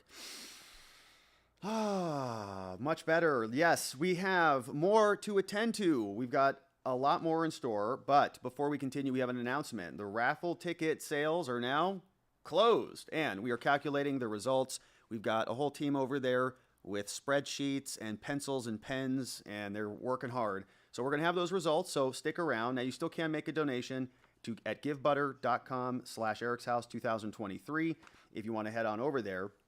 But in the meantime, we have some good stuff coming up. Next, we're going to be hearing from Marianne Govea and Jill McMahon, who are going to be talking to us about how to support someone after the loss of a loved one. And so we're getting that queued up right now. And we'll be listening to this one and then checking back in. But this is a powerful conversation with Jill McMahon and Marianne Govea here at EricsHouse Annual Event 2023.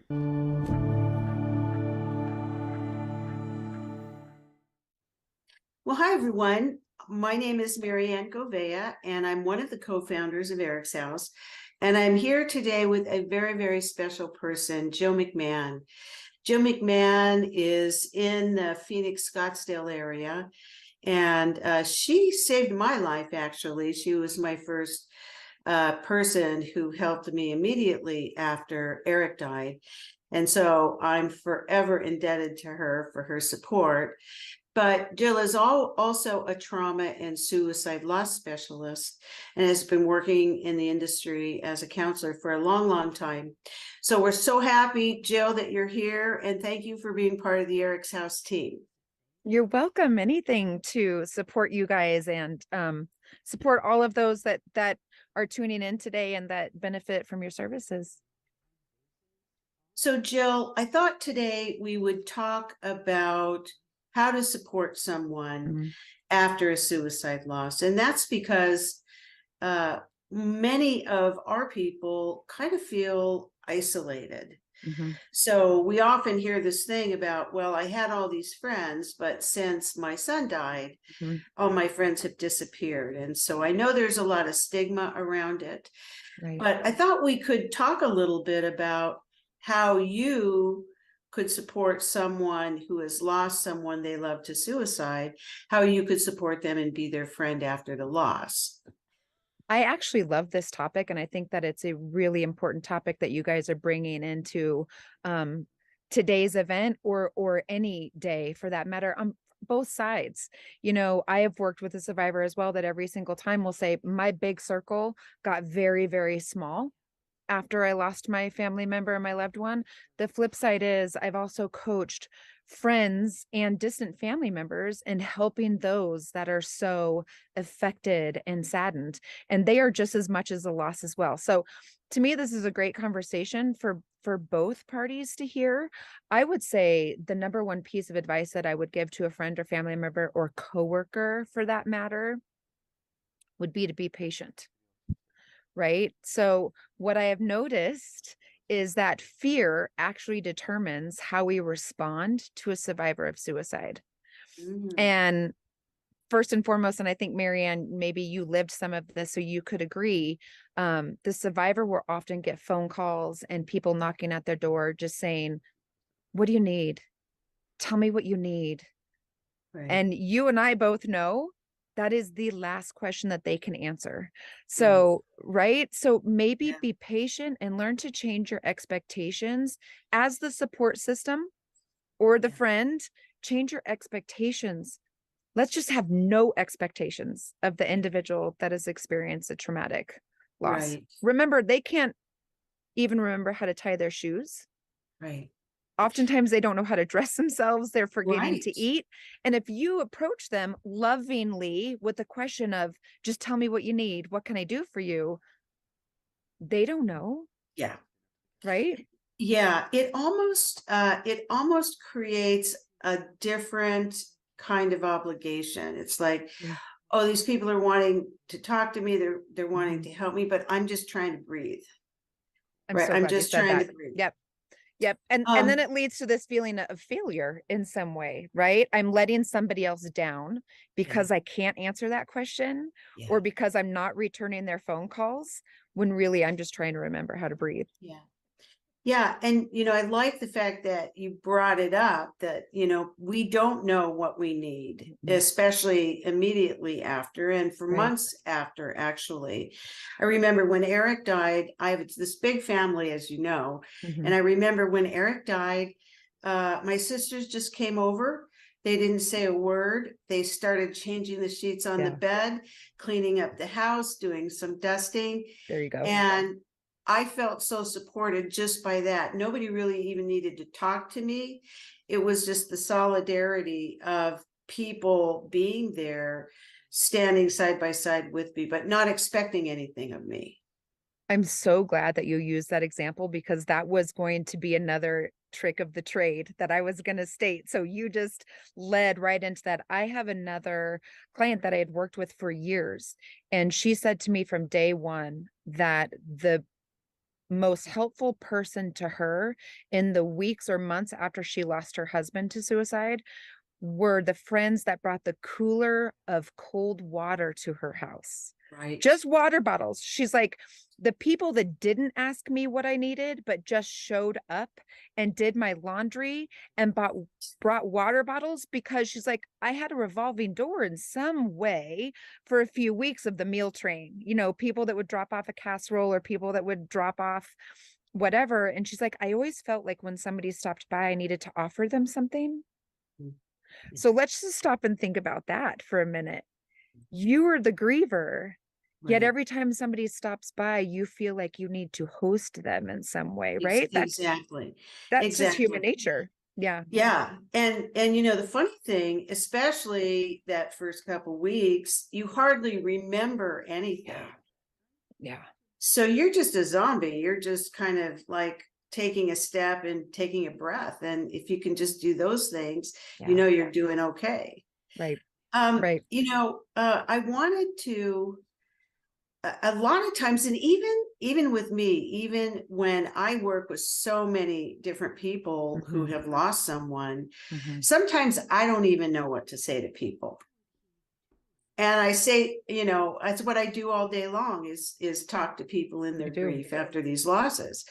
So can you give, from your point of view, some tips on how to talk to somebody who's really in that acute stage of grief?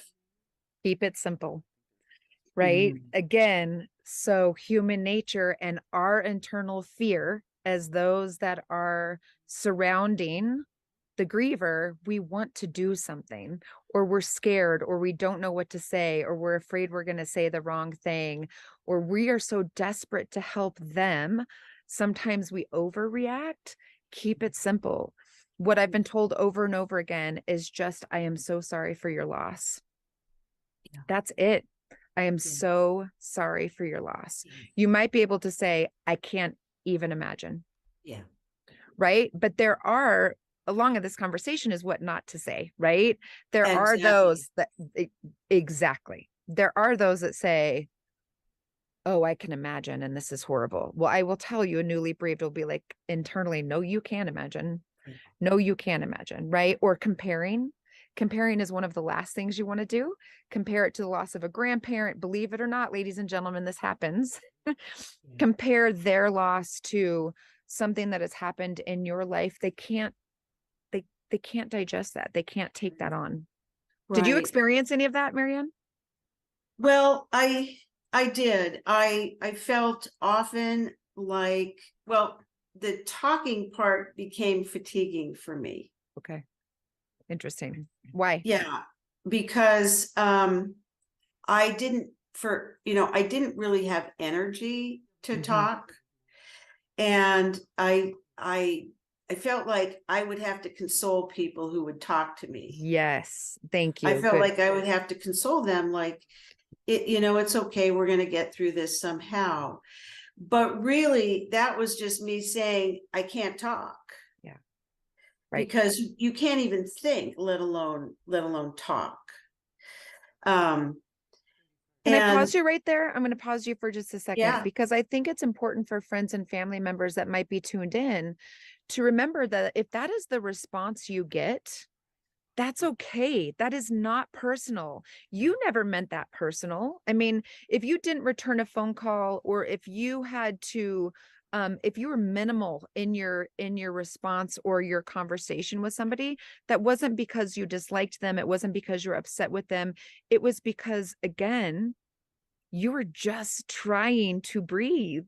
And the brain, you said it earlier, the brain completely misfires when you have experienced this level of trauma. I call it Swiss cheese brain. Of course, that's being half-hearted and being silly, but it is the best visual for people to understand.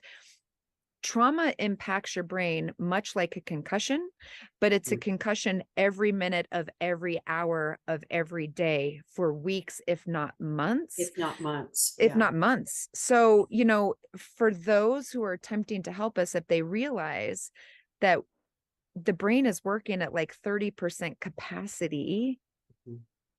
Yeah. So not to take anything personal that we may say or not say, or thank you cards that you are not receiving, or phone calls that are not being returned. Please, it isn't about you at that moment. It's about us just not wanting to die. Yeah. In all honesty, it's Tuesday, and I'm going to try to stay alive Tuesday so that I can make it through Wednesday. Right. Does that sound accurate? Exactly. And you're doing that in the midst of all this complex layers of grief and emotions and relationships. One of the things I wanted to touch on is sort of after you're past that big initial phase of really intense grief, you're starting to return to life. And people want things to go back to normal. And so people might say to you, and this is an example of what not to say. People might say to you, well, you know, it has been 6 months. Don't you think you should be moving on now? Or we just want you to feel better. Or it was that person's choice to leave, and he was a grown man, so you should be getting back to your normal self. Those are all things that we hear, and they're all things that should be nowhere in the conversation. Nowhere in the conversation. What about this one? I just want the old Marianne back again. Yeah, I've heard it many times. Yeah. It's so interesting how people really want to put a timeline on grief. And just because your mom handled a certain death in a certain way doesn't mean your best friend is going to handle it in the same way as well. I do think it's important to state, though, that yes, the griever is forever changed, but the core of who we are is still in there, right? So we are still lovable. Right. We are still lovable. You just need to be patient, and you just need to give us time. And maybe you need to get to know us in a different way, which again, I think makes the friend uncomfortable. Right. So just kind of maybe look internally a little bit and say, how am I uneasy? And what if I just set that to the side? Maybe I'm grieving the loss of a friend to some extent right now. Maybe I feel ill-equipped to help her because I don't know what it's like to lose a child. And maybe that makes me uncomfortable. So maybe I've noticed that I'm backing away. And then don't demonize yourself for it by any means. Just say, okay, what can I do differently? Maybe I need to give her some space and try again in 3 months. Yeah, because we often hear that I'm afraid to bring it up. I'm afraid to talk about it. I'm afraid I'm going to hurt her. I'm afraid if I bring up her daughter's name that she's going to be triggered, and you know, I just, it would break my heart if I hurt somebody, right? That's what we hear a lot. So what do you say? And you know, I always advise people to just be genuine and just be honest.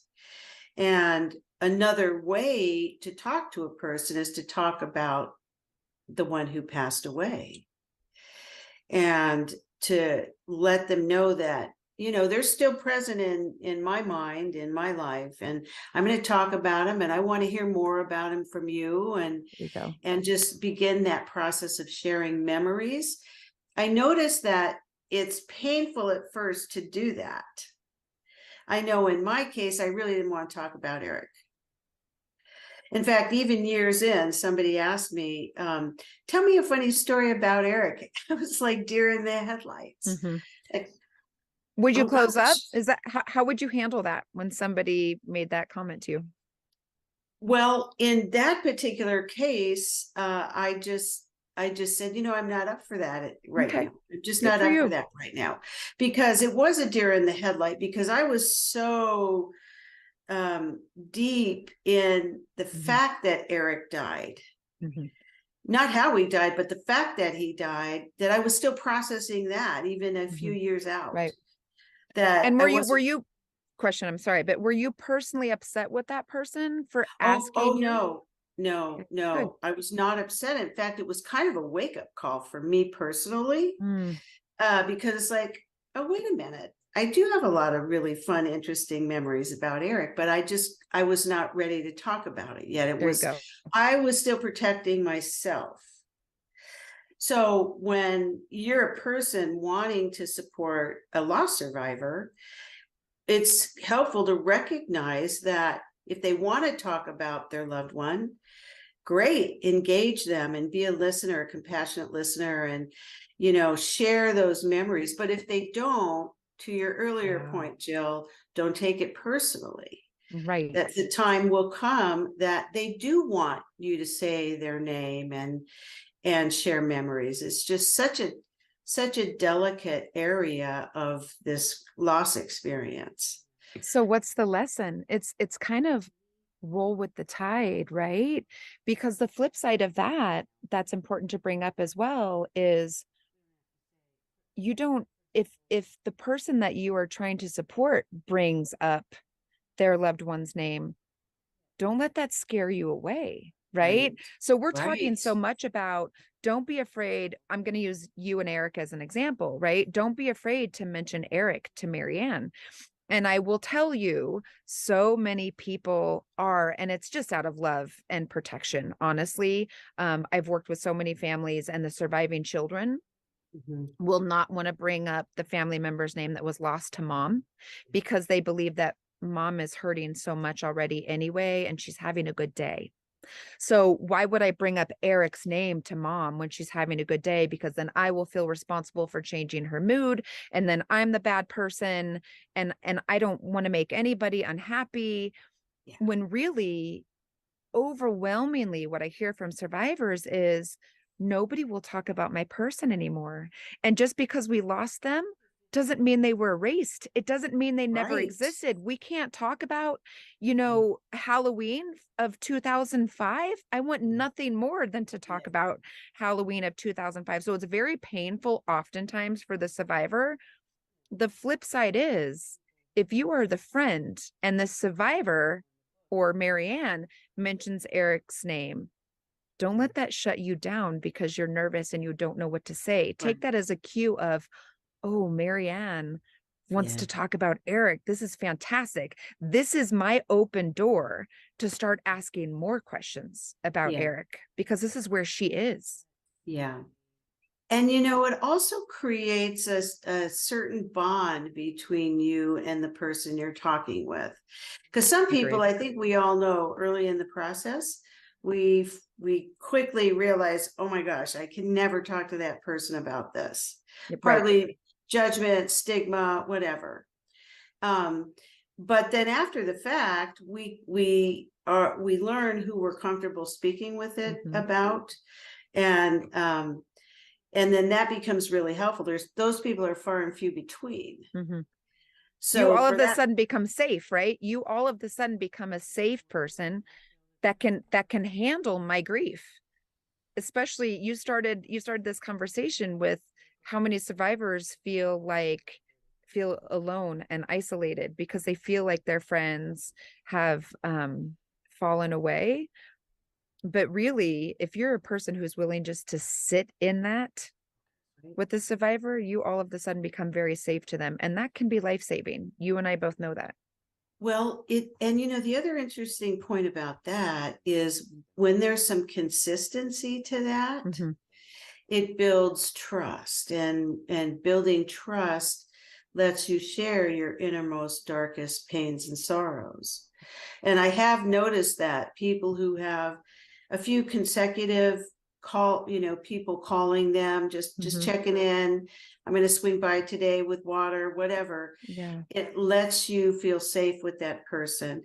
And the other thing, Jill, is when we're in this experience, as you get different friends. Your friends change. You do.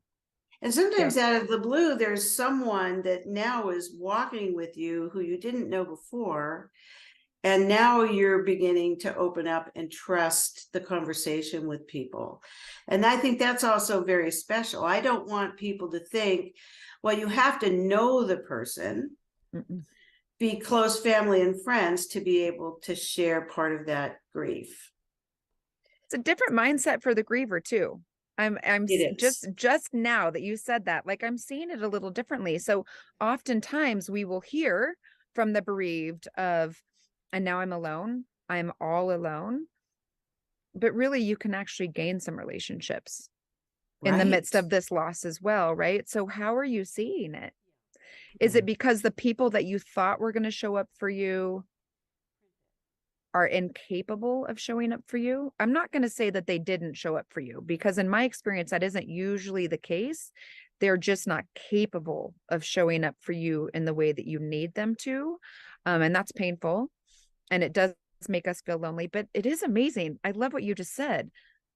oftentimes it's those that you least expect that come into your life and reach out a hand and get you through this time, 2 years, 3 years. And they become very, very, very valuable relationships for you. Yeah, very special. And I have a special needs son, Joey, and we talk about these things in the the abstract because he doesn't understand complex ideas. But this is what he says to me: "Things change, Mom. Things change." So when we talk about friends and family and Eric passing away and whatever, he just calmly says things change. But Marianne, really, isn't it that simple? Yes, we make it complicated. Joey's got it. Like, He's isn't got it it. really that simple? Like, we create a narrative, and we create a story, and we create this whole ideal as to why, our best friend, the cubicle next to us couldn't show up for us, didn't show up for us. And we don't really know what the real reason is. We don't know. Right? Things change. Oh, I love Joey. Isn't that Words great? of wisdom from that boy. I know. Well, Always. Jill, let me ask you as we wrap this up, Yeah. any final thoughts for people wanting to support loss survivors? I think you kind of said it all. I think there are different stages. And so I just invite support systems to realize that it could be at first during the intense first 3 months, 6 months of grief that person can't breathe. That person's just trying to remember to eat food, to chew food, just trying to stay alive. And then in 6 months after, a year after, 2 years after, we're in a different place. And so keep trying and just remember that I want to be where he or she is in that moment. And maybe they're capable of a different type of relationship with me now. And maybe instead of asking, what can I do for you? You just call and say, I'm here and I'm not going anywhere. Yeah. Yeah. That's perfect, Jill. Thank you so much. Enjoy the weather up there. I hope things work out with the house. It's a beautiful Talking to place. you from Colorado. Yay. Well, thank you for sharing with us today, Jill, and we will talk soon. Good luck, you guys. I love EricsHouse. Keep doing what you're doing. Thank you. Bye, We'll sweetie. talk to you soon. Okay. Bye-bye. Bye.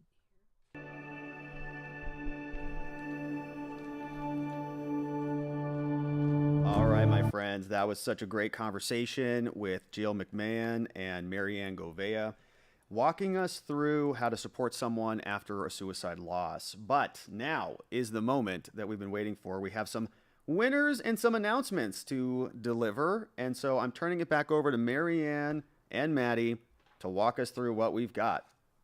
Ladies. All right. Well, everybody, we have some really exciting news for our raffle winners, and we're going to be naming each person off and what they won. And I just want to remind everybody that our fundraiser will actually be open until Halloween, October 31st. So if you hadn't had a chance to donate or want to spread the word with others, let them know that the GiveButter/EricsHouse 2023 link will be open until the end of October. All right, Maddie, let's start with our winners. Who do we have here? Awesome. So congrats to Sarah Miller Combs, who won our Amazon gift card. Yay, Sarah. And Kelly Selnow, well, she won a copy of your book, Rob, Beginning to Winning. Yay. Shout out, Kelly. All right, Terry Fieldman won the barbecue set and the wine basket. All right, what's up, Terry? Judy Meiger won mixed media art collage and the Rubos salt. Woo! Yay. Shout out to Julie. You're going to love that salt. Rubos salt. Shout out to the Rubos. Zach Nichols also won a Rubo salt. Zach, all right. Rubos. All right, Zach. Sue Orris won mixed media art collage and the Zen Zone basket. Woo! Shout out. Nancy Jagger won the Essential Oil Kit. Awesome. They're great. Young Living oils are really great, high quality oils. Congratulations, Nancy. Paula Uhl won some handmade pot holders. Yay! All right, Kathy Trout won a Grief and Loss crystal bundle and some of the handmade pot holders. Perfect. Nice. And Jerry Ann Heslin won also some Grief and Loss crystal bundle and homemade pot holders. Yay.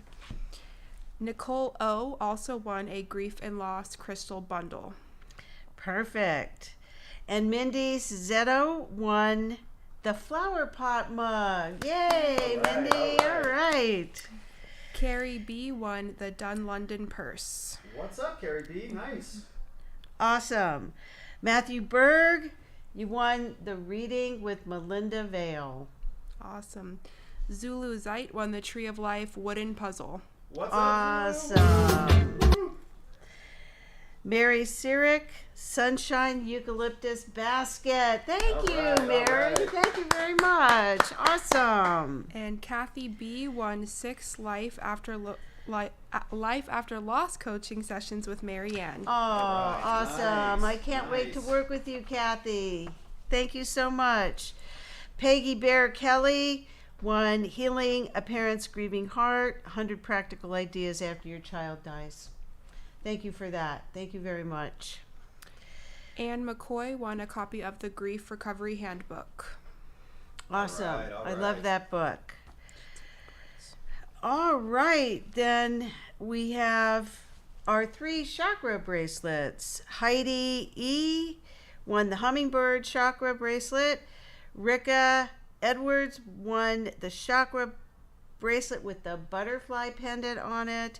And Sydney Edwards won the lotus flower. We hope you love those bracelets. They're made with love. All right. All right, so what's next? We're going to be packaging up all of these items and getting them out to our winners sometime next week. Yep, absolutely. All right, Maddie, what is our final total for today? We're going over to the Betharita.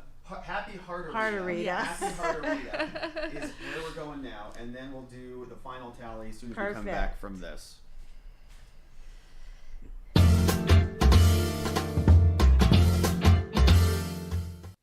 So as we get ready to wrap things up today, we're going to have the Happy Heartarita. It's become, a tradition here. So here we go. An ounce of lime juice. This is in an ice-filled shaker. This lime is not real juicy. Who got this lime? All right, close enough. It was Jay! We went about an ounce of lime juice. I like to do this end of the lime. I find that's easier. Too bad my shirt doesn't have limes on it. All right, then we're going to do 1.5 ounces of, so this is 1.5 ounces right here. Ooh, yeah, there we go. Right in there. Then we're going to do 1/2 ounce of orange liqueur, Cointreau. You can do triple sec. Cointreau's a little bit more expensive, but fine stuff. That's about 1/2 ounce or so. A little more. Just a little bit more. All right, and then we're going to put in about 1/2 ounce to 3/4 ounce simple syrup. So 3/4, and this is 1.5. That'd be half of this, right? See how good I am at math? So half of that. And then we're going to add cranberry juice to give it that heart-like color. And we'll put in, I'd say about 1.5 ounces of cranberry juice. This cranberry juice is not quite so red, but the drink will look great. All right, so then in the shaker with ice, I like to shake it a lot, and who doesn't? Okay, so that's good. And then we'll strain. Oh boy, I'm not sure how good I am at this, but I'm going to strain it. Oh, not bad. Hey, look at that. Perfect. And there it is, the Happy Heartarita. Cheers to EricsHouse. And if you prefer to have a Heartarita that's a mocktail, all you have to do is leave out the tequila, add club soda instead, leave out the orange liqueur, and add orange juice instead, and you have the Macarita.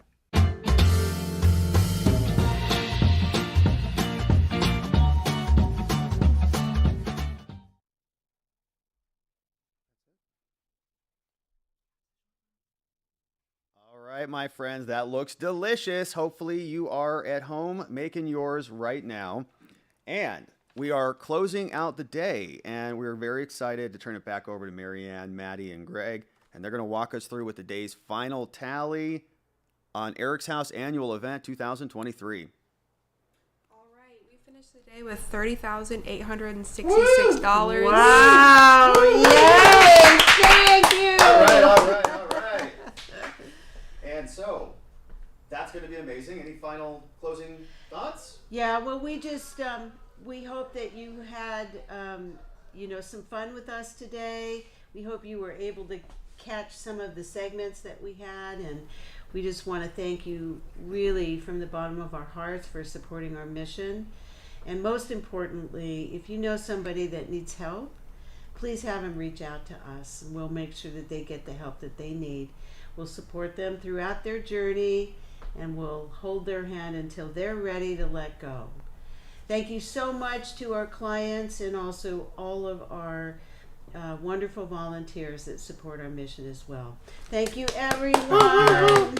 And before we wrap up, can I say one final word? So I wanted to say thank you to the R&R Law Group, which is here in Scottsdale, Arizona, and they're hosting us here. Thank you for letting us use your space for another year of EricsHouse. And I also want to say thank you to the Watching the Watchers community, who was very, very helpful in spreading the word and joining us today on the live stream. We're very grateful for you and all of your support, supporting the work that we do here.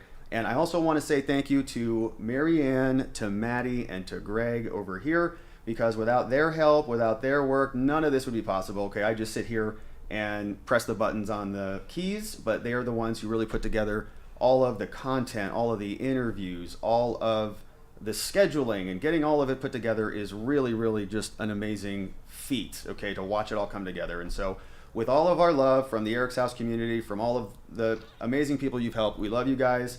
Thank you for the amazing work. Here's to another year of EricsHouse as we celebrate. Thank you, guys.